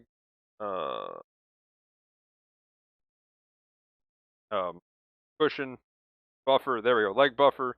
I see that the name that they have is leg special cushioning material, and I'm like, what's it in the actual skills? Every time I read those. But yeah, it gained leg buffer. I didn't know this thing didn't have leg buffer. So yeah, there we go. That'll be. You're talking about the Peasant right now, right? Yeah. Yeah, I needed it. The Peasant, I played it a little bit, like on and off, and it's just so squishy now with how strong everything is. It used to be the one to beat. I remember that. Oh my god! Crazy output on the bazooka. It had big bully Dom stuff going on. It kind of brought back the resurgence of like that Scooty Suit Dom play for a hot minute before it actually started to get beat out. For the longest time, it was like the only general I feared as the Dom Barrage. Because that's the only thing that could slap the shit out of you with beams. And then just smack me, and I was like, what? Help. Why is a general beating me? What is this? Impossible. It has the same combo I do, only it can melee me after. Then level 3 gained fighting correction, so melee damage by 5%. That also happened at level 4. And level 4 gained in thruster and force injector level 2 at level 4 as well. And level 5.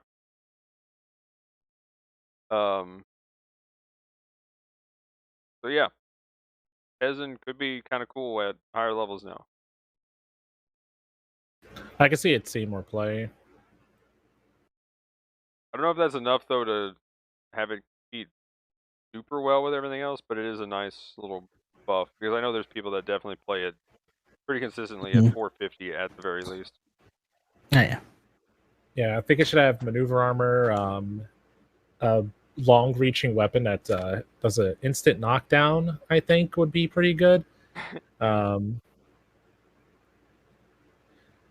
Yeah, definitely needs to be more tanky. Probably give it like 8,000 more HP. I think that will help it out a lot. Oh no. Now for the raids. Very short list for raids this time. As usual, very short list for raids and supports. Oh man. I think back now after making that little short thing with this has to stop now.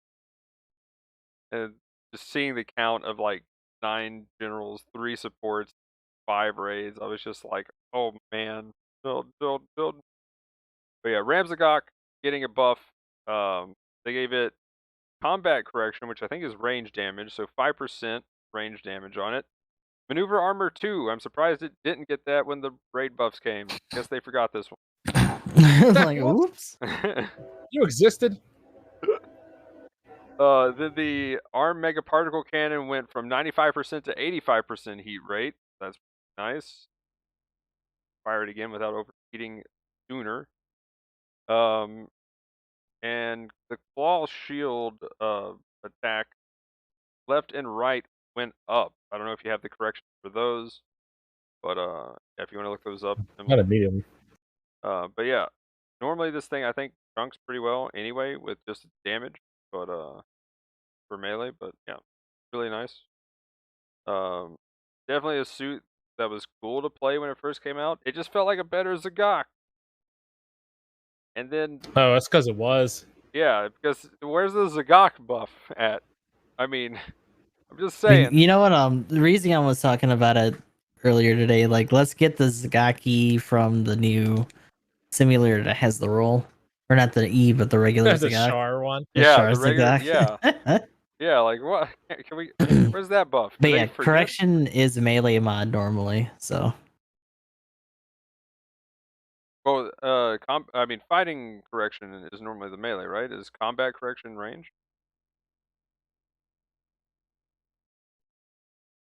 Oh, it's good on Ashi.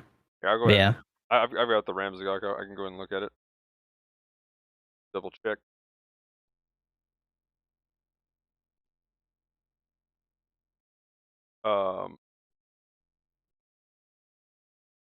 Oh, maybe fighting is ranged and combat is. But yeah, that is the melee strength actually went up 20. So yeah, while you're looking up the left and right. But yeah, the wings. funny thing, Cora's brought it up too, but the power gym, like raw stat wise, actually outclasses the GPO1 in a lot of respects. The only difference being, of course, that it doesn't have the priority 3, but like, you know, it's kind of what you would expect, right? Trying to like tune up a suit to that level. Like, if it's not going to have some of the crazier stuff that the Gundams are going to have, it should at least stat wise be better to make up for it on paper. Yeah, that's what a lot of times happens. That's like the level 6 uh Zaku cannon. That's what happened with it. Mm.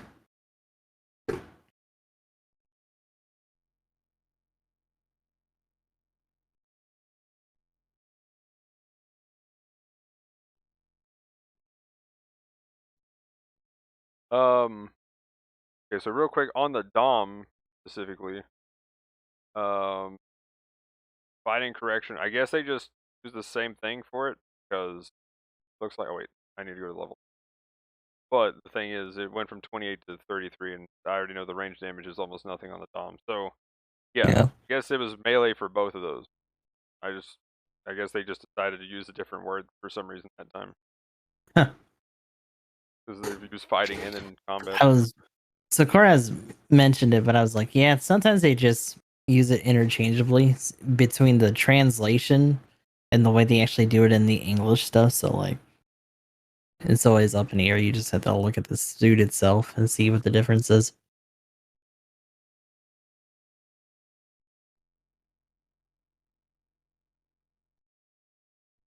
Okay, let's. But yeah, did you get the percentage change? I should be able to tell you. My suit got stolen, so I got plenty of fucking time.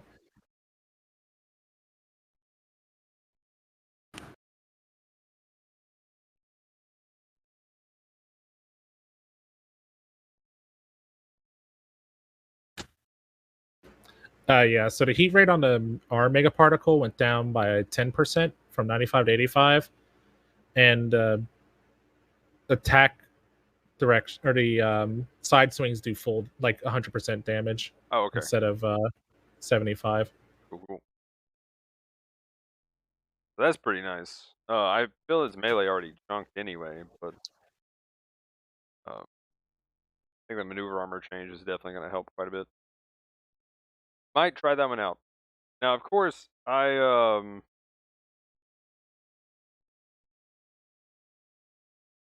super hyped about this next one. We're in the supports. We got the Draw C Kai Heavy. It got a buff, and its main Gatling got a buff. I'm just going to go straight to it. 80 to 100 damage now per shot. It's got 120 shots. Let's go.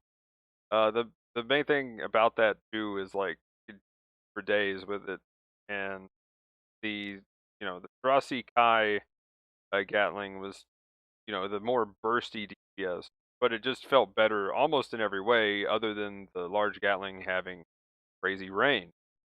And I'm glad that the heavy Gatling now actually has some damage. That was kind of the problem. Like I have a ton of range, so I can just plink at you, but I'm definitely plinking at people.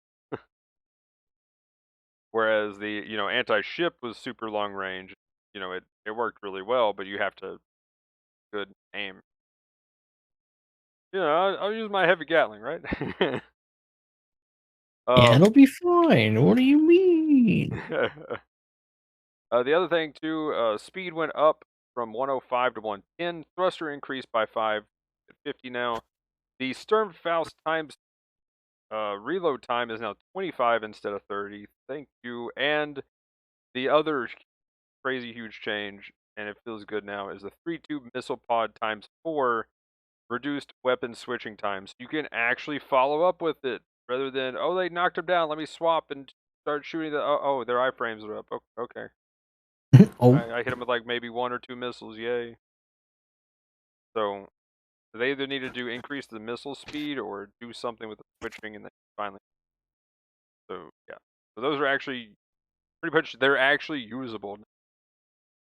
Let's see. Yeah, anything else with that suit? I'm just hyped to play it.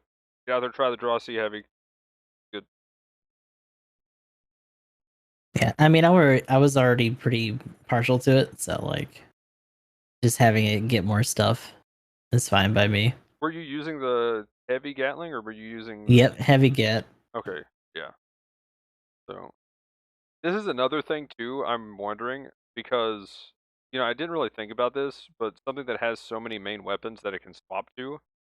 I wonder where this damage done data came from.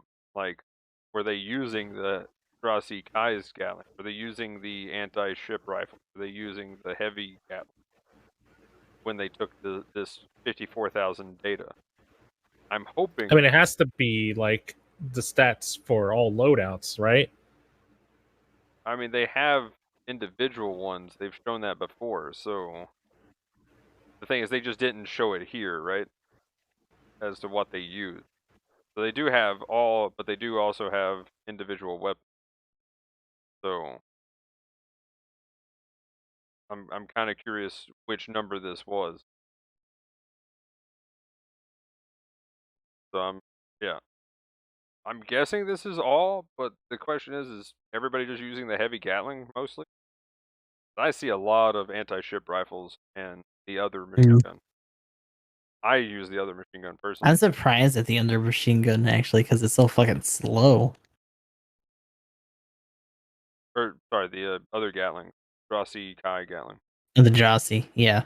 Yeah, just like the I normal was one, for a heavy. while because like the Jossie Gatling, the regular Gatling was just a compromise.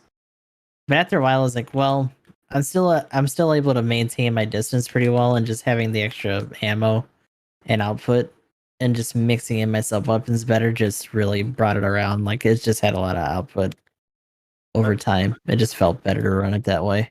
Yeah, the range is the big thing for me. Just having the range where you don't have to get close is still. Like so now actual space barrage strategy works for that suit better than for the actual barrage.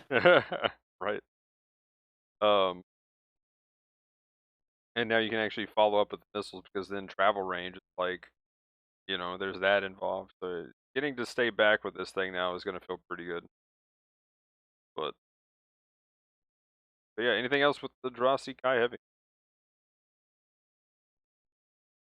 Nope. Cool that it's already got more stuff for it. Also cool because it wasn't necessarily a banner suit either or anything crazy like that. So they're still touching on some of those simulator and like fringe suits, I guess, right? Yeah.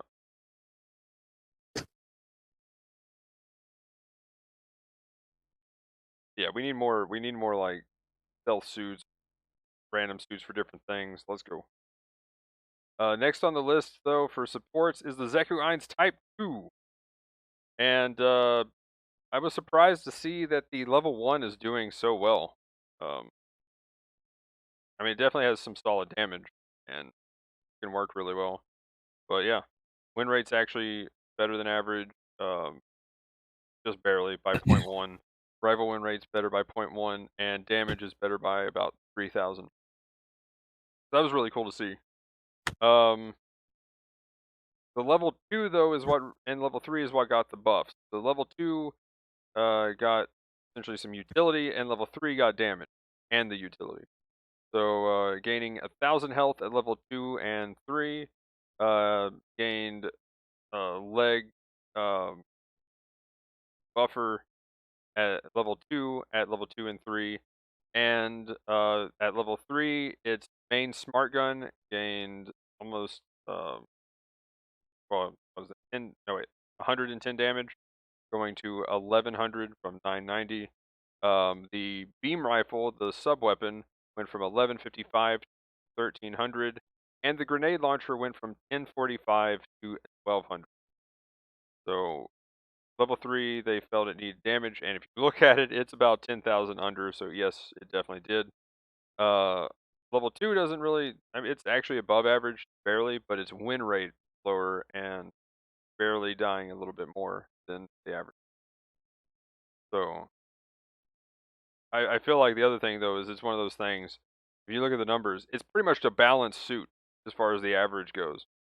And which is one of those things, like, just because it is average, it kind of does feel bad. Maybe that's where my, like, the one should need a buff comes from. But yeah, what do you guys think of the Zekimines 2? Or Type 2? Definitely. That makes sense. Yeah. Either of you have it. I do at some level on one of my accounts. Like at level 1, it makes sense that it's doing fine. Like, obviously there's still threats, but I feel like the threats that it's going against aren't as scary, so it's still able to get that output. And you can kind of see that reflected at level 2. But at 650, there are fucking Cubeblade Mark 3 or Mark 3s. There are Cubeblade Mark 2s out there and stuff, man. Which, the Dryson, not the Dryson, but the Jarja lives at these costs too. But I don't know. It definitely needs something. And then it has to, like, its main weapon and damage output is a commit stance, like non-stunning, multi-hitting, like, gun. And you're wanting to pierce. Yeah, and like, honestly, I think the pierce is more there so you can pierce through your teammates and follow up against them more than hitting multiple targets. Also, it's there for the concentrated consecutive stun. Oh, for sure. Yeah. Well, I think too at level 1, kind of the things that it's going against are a little bit slower. So in the right situation, it's easier to pierce, I think, and that's why the damage is actually higher than average, because getting that pierce off much easier. It's kind of like the Mark III, how its damage went up so well, even though it didn't really. At level 1, all the Mark III gained was the pierce aspect, but its damage skyrocketed at level 1, right? Gotta be able to shoot through those baddies.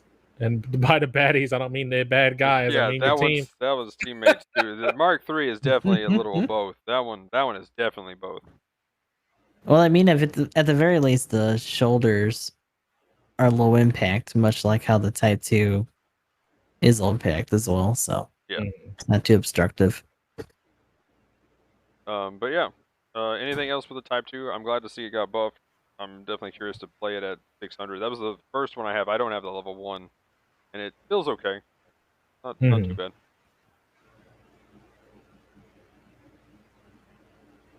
But yeah, anything else on that one? Yep, it's a good one. Okay. Yeah, it needed more. That's fine.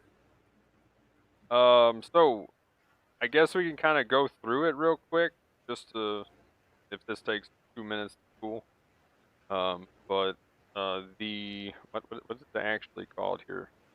The Gundam Breaker. It's like Gundam Expo and Gundam Games panel. Here we go. Yeah. Nothing happened unless you like Breaker Mobile. I don't know. It's kind of cool that we found out that the majority of the NA player base has majorly bad taste in mobile suits. Or at least that they have very poor access to mobile suits. Probably the second one. Okay, so they showed off a lot of Gunpla, looks like. I'm just kind of skipping through it on like literally the entire outro was like, oh, by the way, buy more of these. Like not even game, like barely game related. It's like, oh, but they're gonna be in battle log. It's like, no. You say battle op? Oh no, I'm sorry, you misheard me. I said No, it was battle battle log. Yeah, I was Big just difference. seeing the name. We care about one of those two things.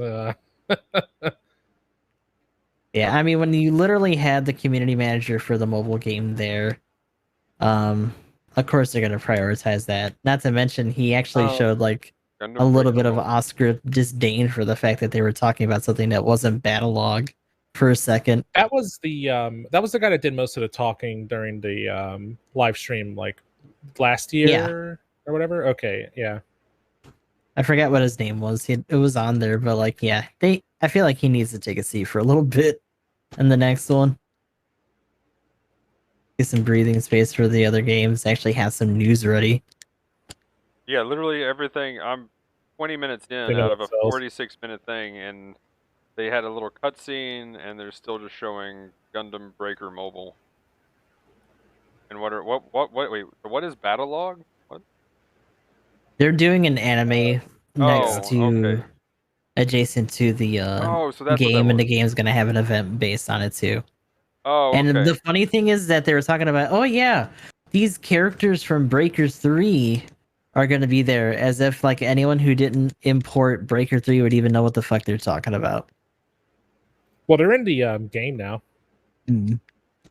Oh, okay. But they would know them from the game as opposed to the original at that point. That's true. I guess they're assuming that people that anybody playing their game has played Breaker 3.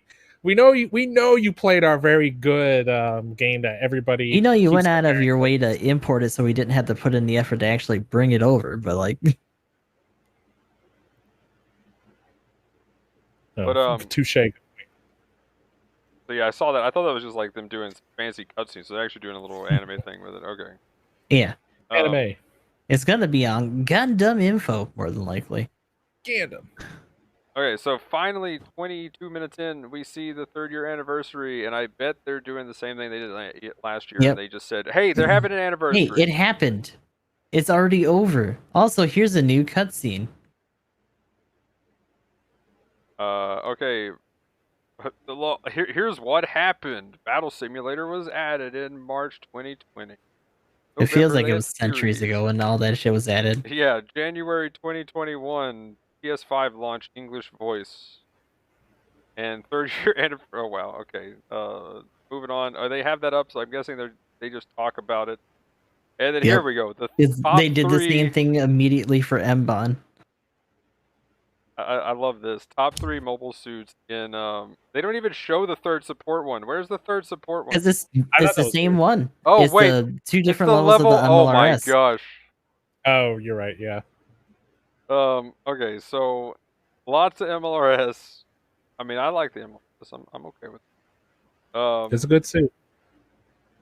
Funny that the mass production gun cannon, but I mean that is my go-to at lower cost a lot of times when I'm not like trying to like the rabbit type. Like I always go back to the classic. But again, we kind of talked about it. I think we were looking at this kind of pre podcast, but like you know it kind of makes sense if new accounts were made because literally the Hakushiki you can get as literally your first spin, you get a chance at a 550 suit. That's the Hakushiki, the MLRS, but you just get right out the gate, get the gun cannon mass production and the G3. So yeah, I mean there's like 4 suits there on that list of 9 that is pretty much a new account thing. Also with the recent things where they threw in the ticket shop, the Mark II, the Cubalay Mark 1, or the Cubalay Mark 2 and the Double Zeta, and then the EXS being, I don't know, I pretty much, the funny thing is on my alt account, I pretty much got every one of these suits, which is what's kind of weird about them. Like, I don't know if that's just, like, it's like, am I confirmation bias? Conspiracy theory, it was rigged here? Like, I don't know. Because if I didn't get my we're already spending too much time on this. It's unimportant. Fair enough. But yeah, that's the top suits played. I don't know why the double Zeta is there. That is weird.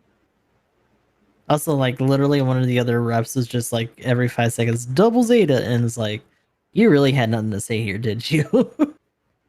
You're just here to chill really? and talk about the figurines every once in a while. Like, all right, bud. Oh my gosh, that feels bad. If they do anything about the game, they'd be like, yeah, the suit sucks. Why are these the ones? Nah, that depends on who you ask. But you know, as far as Bamco is concerned, the content creation community doesn't exist for Well, the hilarious thing about that is that the guest Vampy is literally someone who does a bunch of Gunpla and stuff. So she was supposed to be like a Twitch rep, more or less. Mm. And yet you can tell a lot of her stuff, along with the other guys, was just like heavily scripted. Which for some of them it makes sense because you can tell they don't really talk to people normally. But like for her, at least she would have her customer like voice and face going on for streams. So the fact that they had them on pretty tight like scripts and cue cards was some people were saying it's pretty typical Japanese television, but also like damn. Okay, so also the there's the cutscene. I guess that's it. There's a little bit more than I was expecting, honestly. Like I remember we talked about it last time. I was like, they're gonna say the anniversary happened, and they're gonna play the cutscene. They're gonna start talking about Gunpla. So we got a little bit more than I was expecting. Yeah, we got some polls, man. Oh man! And then wow, they do bring up and beyond and what the top played suits in that are. Yep. Which a bunch of them were again people like nobody plays these. Like hold on. Lupus Rex #1, Barbatos Lupus Rex. Let's go. The DLC suit. Here we go. Here we Barbados. Go. Got my Barbatos the one Lupus and only Rex technical right DLC suit. Yeah. I got my Gunpla.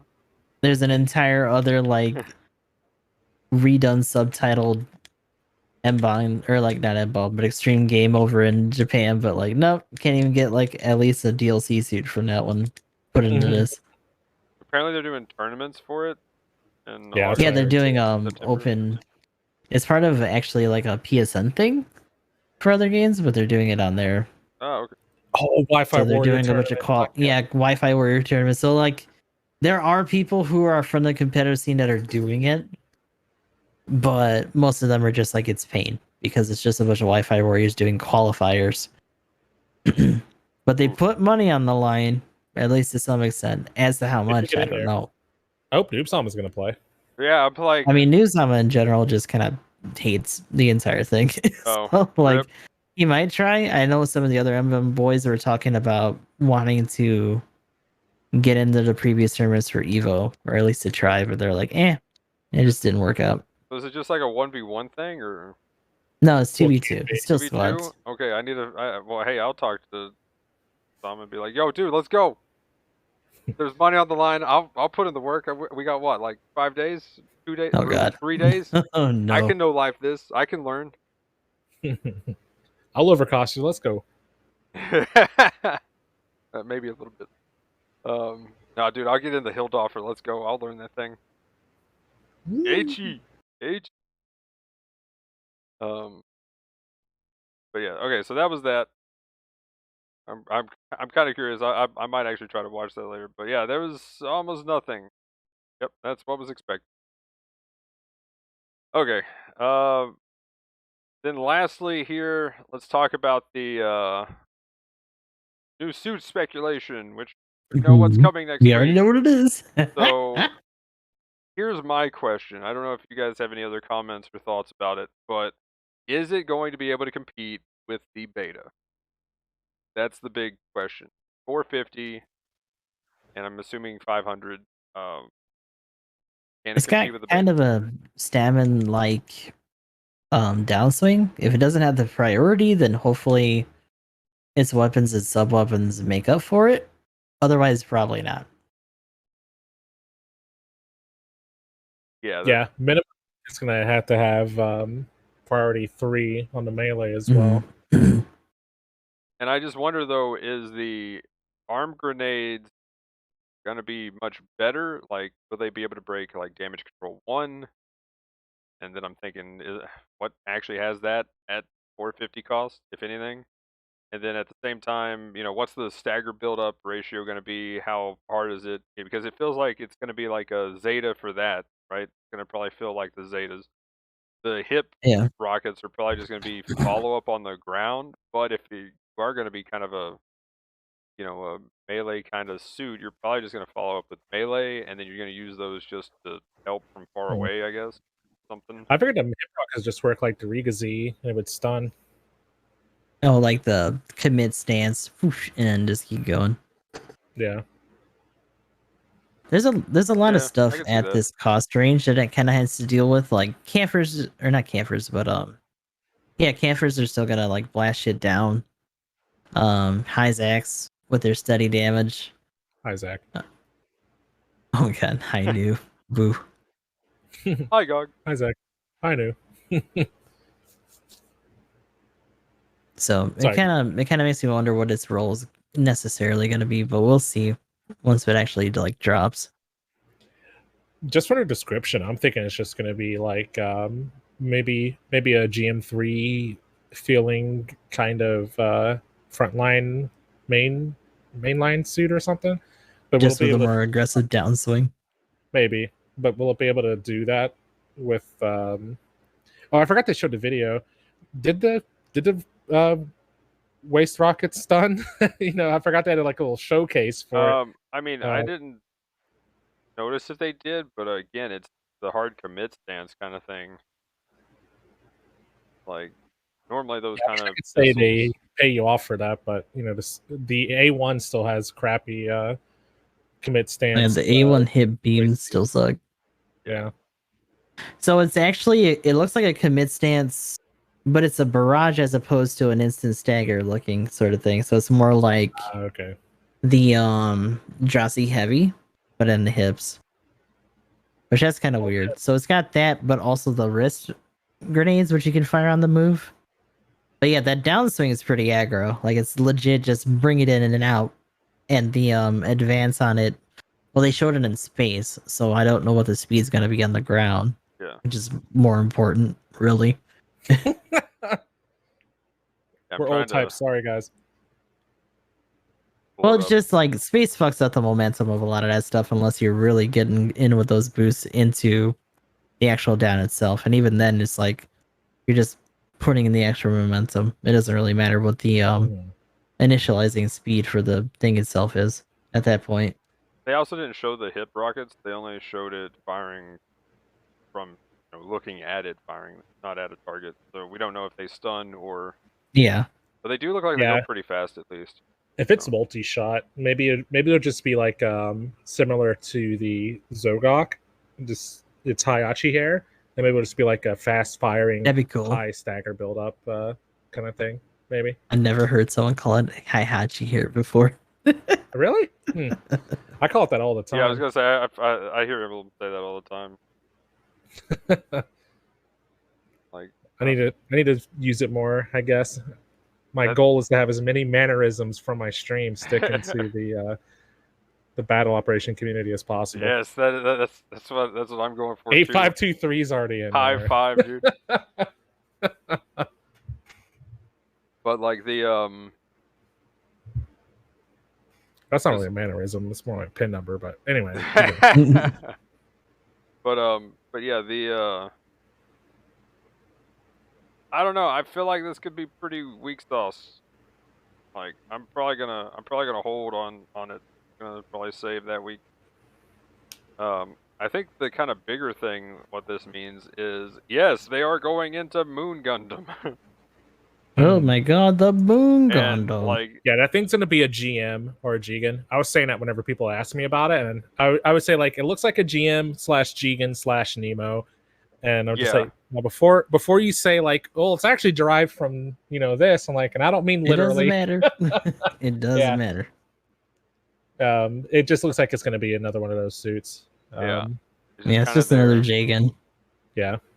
Introductory to the actual IP and the shit you're actually waiting for. Pretty much. All the tactical stands are gonna be like livid, but like you already got the suit. Don't worry about it.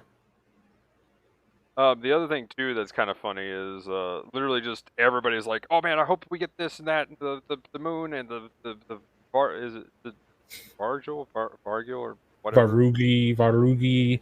Psycho this, Psycho that, Mark 12, I don't know what whatever Mark 4, Psycho Gundam Mark Psycho 5 or something. or wait, isn't it Psycho 4?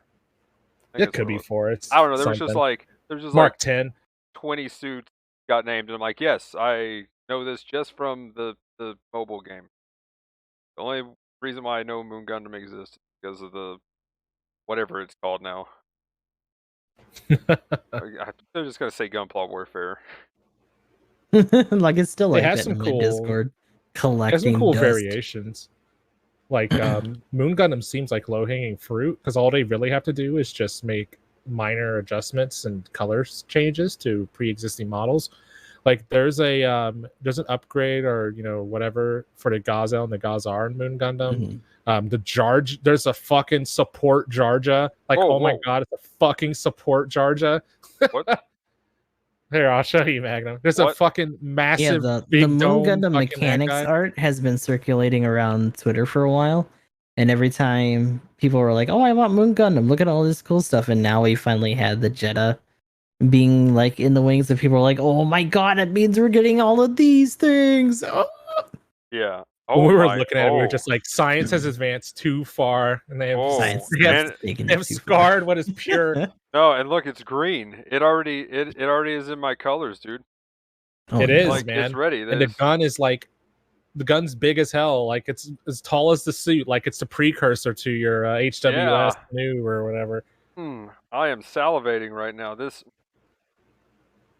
They replaced the beam saber for grenades. Although they just moved them to the arms. We even has a Radome on there for some reason. So support Jarja. 104L RS Jarja. Wow. RS Jarja.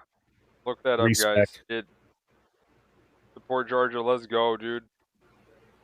The wild thing is, like, the beam rifle, the high power sniper, or whatever the fuck they call it, this looks like a big version of like the Zeta, or the, like, I don't know, the Yakushiki beam rifle or something. You can get a mega launcher, looks like so they just fucking made a huge version of the rifle. They just like fucking stretch and skewed it. It's literally like, there you go. It's like they were playing Phantasy Star Online 2, and they were just like, let's just pull the slider up for that little for the gun. There we go. Oh, we cool. moved the slider. It's bigger now. Yeah, pretty much. They had a little side handle to it too. Yeah, dude. Oh, dude. Yeah, side handle. Just let's go. Oh my god. Yeah. Oh no. My body is ready. I think you'd like the suits. They've got some freaky ass Hama that turns into a Buku. What? Okay, I'm gonna have to check out some Moon Gundam now. Like, yeah, like look at the. I saw everything that we're seeing here is shit that we could have already had with Advance of Zeta, except even more geometric and pointy. Yeah, I kind of want to. And with a lot more rider mechs and mobile armor shit going on, but like Moon Gundam, I guess will just come first. Yeah, it's a little weird that went in that order, but sure. Apparently, we got a leak for the Hazel too, so there's still hope for Aoshi. Well, unless that was the one that, fake. Yeah, that was literally 9 BR people did that and thought it was the funniest shit in the world, and they already got yelled at. So, oof. Okay. Well, the golden AKBR. Yeah, there's that. We already got the AK. But I will say this suit looks pretty hype though. I mean, it looks pretty cool. I'm just saying. Yeah, it looks sexy. I want that Rick Dija that they have in there. That thing looks good as hell, especially in Amuro's colors. Oh, Rick. Oh wait, no, I remember seeing that. Somebody linked me that forever ago. Yeah. Dude, yeah, that looks pretty hype. That'll be the support Dija to finish the cycle. Oh yeah. Or the Psycho Dija, one of the two. Let's go. But yeah, yeah, this is crazy possibilities for suits. I'm pretty hyped for now just go put Advance of Zeta stuff in. I will say though, my introduction to Moon though from the Gunpla Warfare was the first piece I got was like my back funnel thing. The back like door the thing. back blades or whatever. Yeah, the back blades where that you like. I'm just like activate Saikamu Psycho Frame blades, and they were just like boom, and they just folded out, and they were just like slashing everything. Like, and I was just like, every time somebody mentioned Moon Gundam, and like, yeah, the Moon Gundam, and I'm like, I got the back blades, like that. How would that even work? You're just gonna like Saikamu a melee something at somebody? What? It was kind of like the fangs or whatever from 00, or like the sword bits. Yeah, my assumption is that mechanically in game they'll just be like funnels, but instead of firing beams, they just smack into move people through something, Essentially or maybe it'll Rider. be like, yeah, or it'll be just like the Toads Ridder's little wacky tri-blade funnels. wacky doos. Yeah, I feel like they'll kind of like probably go out and instead of forming like a giant thing and smacking somebody, they'll probably just like they're made out of those like little dishes apparently because I actually started reading up on it a little bit.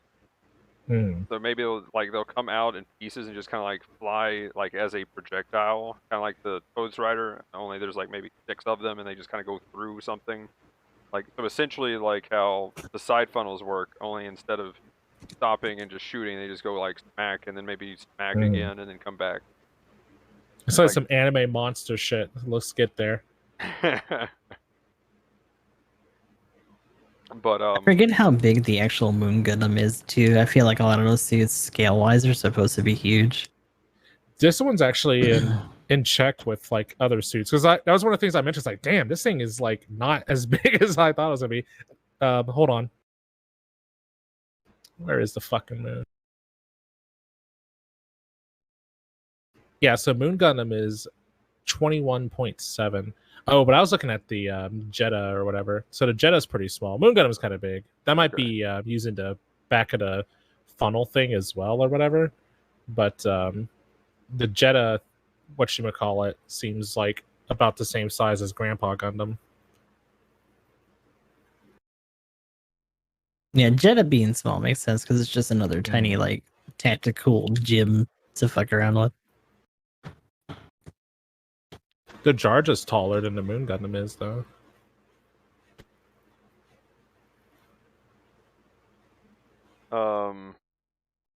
Wait, the Jarja's? Yeah, according to this, I want that green Jarja now, man. I'm so excited for that green Jarja. 23 on the Jarja.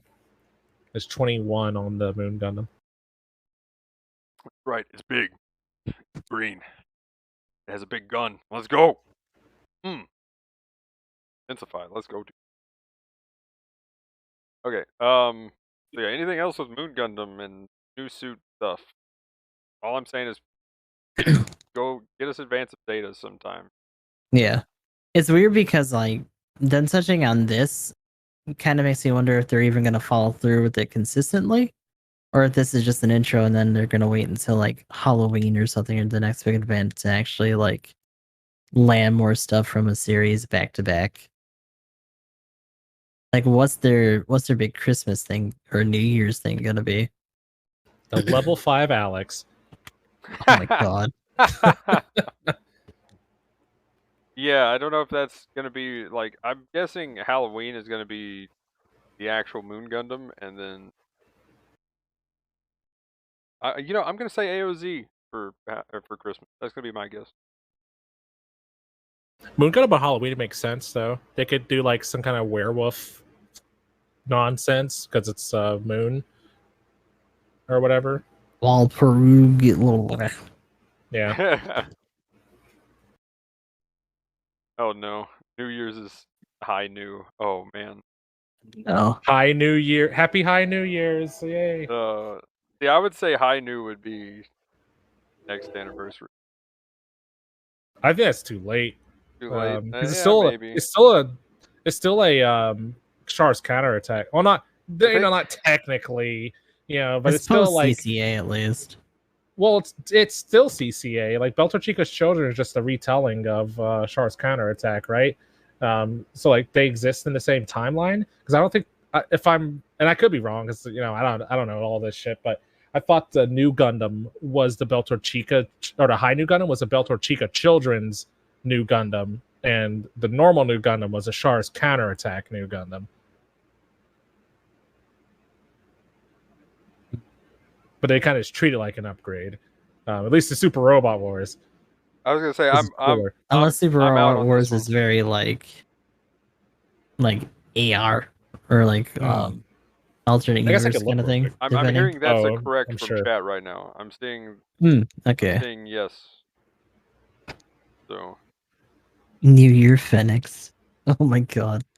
So many people are so thirsty for Unicorn, man. I feel like we're still a good ways out.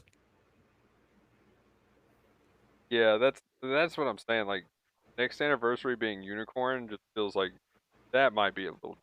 That needs to be another cost range then. Yeah, like that's not going to be 700. That like CCA is taking up that at baseline.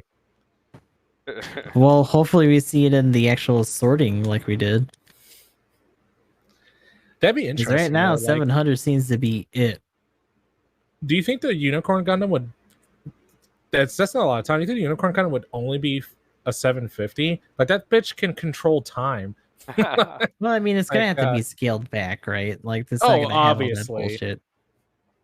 Like they don't even let it do all that bullshit in Mbon. No, very true. I bring up the whole like scaling back to mechanics to make the suit fit into the game all the time. So you're absolutely but also right. like the B Magnum is as a concept is actually disgusting.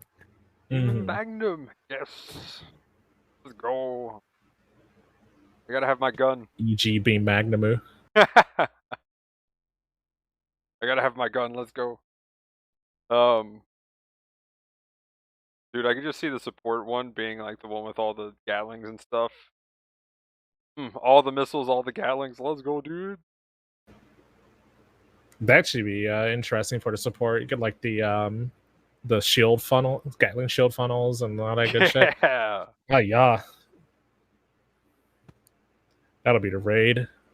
There are so many versions of Unicorn Gundam that they could do. Like they wouldn't run out of tricks. I tell you what. Yeah, they could like literally the whole anniversry is just they're making unicorns. Like they don't even like look at the Banshee at all. For real, they don't even need to do anything else. But Banshee's gonna be a cool raid. Yeah. Oh my god. Unicorn, Banshee, and then just do the full arm or full armored for the support. Yes. Mm-hmm. Love the full armored unicorn. And we get the Delta Plus. Oh. They can keep their Rid pilot suit though. That's some good stuff. Oh my god. Cool. Oh, there it is. Okay. But yeah, anything else for speculation and whatnot? No. Also, Unicorn fries are gonna happen. Yeah, I'm saying Unicorn might be a little too much. I think Unicorn will be later as well. I would say 2 years at least. Wait for GBO3 maybe. There we go. Like real unicorn suits, maybe. They could maybe splash in some of the stuff that was in there. That's not like crazy, maybe. But like, if they do that, immediately people's going like, "Where's my unicorn?" But they already have also, suits with the name tag, though, right? So maybe we're already past that point. It was like, oh my gosh, that thing says unicorn in the description. Unicorn.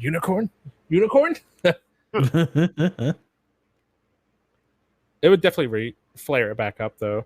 But I mean, they don't care that much, right? Because everybody still asks for Atlas Gundam and stuff. Like, new water map, Atlas Gundam, right? Gosh, well, that's like a hard licensing thing now that we're learning.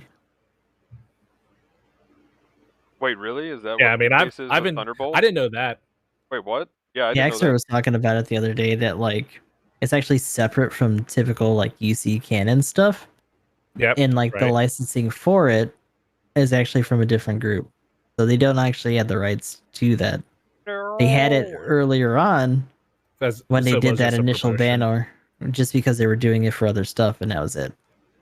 Oh so like gosh. The rest of the stuff from like the mangas or any of the follow stuff from Bandit Flower isn't in their wheelhouse. Like it's actually kind of crazy that they have it for Mbon to begin with for the Akais and stuff. So they're just on a different level. Like they were more thorough in terms of their coverage. So it's not impossible, but they'd actually have to put effort to like get the rest in. And they don't have to do that, so we'll never see it. That's unfortunate. Mm-hmm.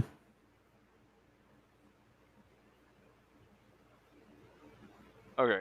Well, if we don't have anything else, just want to do some shoutouts. Okie dokie. Seems good. So Gooseup the 13th, Gooseup_XIII. I am on all social media as much as possible. I'm currently doing Near Reincarnation as our secondary game. Probably going to be wrapping up in the story of that soon. I'm trying to pick something else in the meantime. In general, like I was saying before, trying to gauge our time between now and when SRW 30 drops, because that game's going to take a while. I'm already like prepping for that to take most of the season. So besides that, just trying to keep up with GS3 and other clan stuff for Battle Operation 2.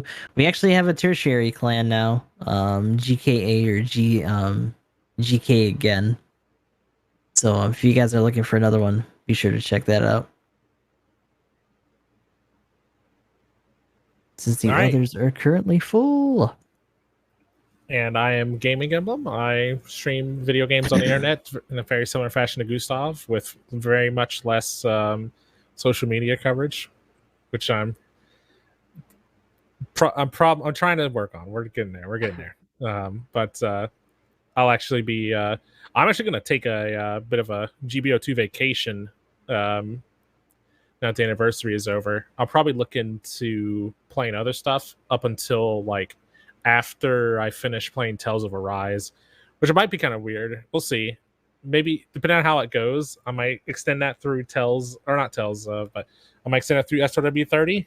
I'll play it by ear though. Depends on how much fun I'm having playing other video games or whatever.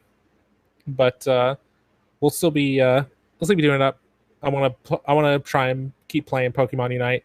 Blastoise actually comes out on the 1st of next. Yeah, I saw that announcement. Month. Like here. Yeah, like you guys shut up. Here's Blastoise. Which is weird in and of itself. I don't see why they're waiting so long to release like pre-created assets into their game. Literally just Pokemon Go sprites. Well, not even that. Maybe even that too. But I more of mean like that character has existed in the beta. Why? What's taking them so long? Why are they like roping people out? But anyway, that's another topic that's not putting into the podcast. But yeah, so check out the stream. We'll be playing Pokemon Unite, Super Robot Wars, GC, Tales of Arise, SRW 30. I'm gonna be praying that they have a English version of Tsukihime, Piece of Glass Moon, or whatever it's called, because I want to play the hell out of that game. Oh my god, I'm so mad it's not coming out over here. Like if it was Fate's anything, it would have been like release it immediately. But Tsukihime gets shafted as usual. And I'll be keeping on other games, pretty much anime related things. Like I've been dabbling in the Konosuba mobile game, and it's been pretty fun. But check it out. Probably maybe play it on stream at some point in time as well. GamingEmblem, internet video games, and all that good jazz. Cool. And also, by the way, a topic for next week maybe is, can we put swimming in the map for water suit? Because yeah, that's a water area. But anyway, as usual, everybody's links and stuff will be in the description below. I'm EG Magnum, though. I stream on Twitch, got a Twitter, Discord, YouTube channel, and other social media that I also need to work on and get good at. And is that the Konosuba game? I'm actually curious about that now. But anyway, yeah, too many games. It's a good time for games. I've got Sasha no more games to get hooked onto. Like he's never gonna finish anything. For real, your though. Anime is a mobile game now. Get in there, Konosuba. What Tarkov? I've got. I just froze all of our faces. My bad. Oh no. Mistakes were made, but I think I fixed it. I hope. Nope. Oh wait, yeah, there we go. Okay. Do the Tarkov wiggle real quick.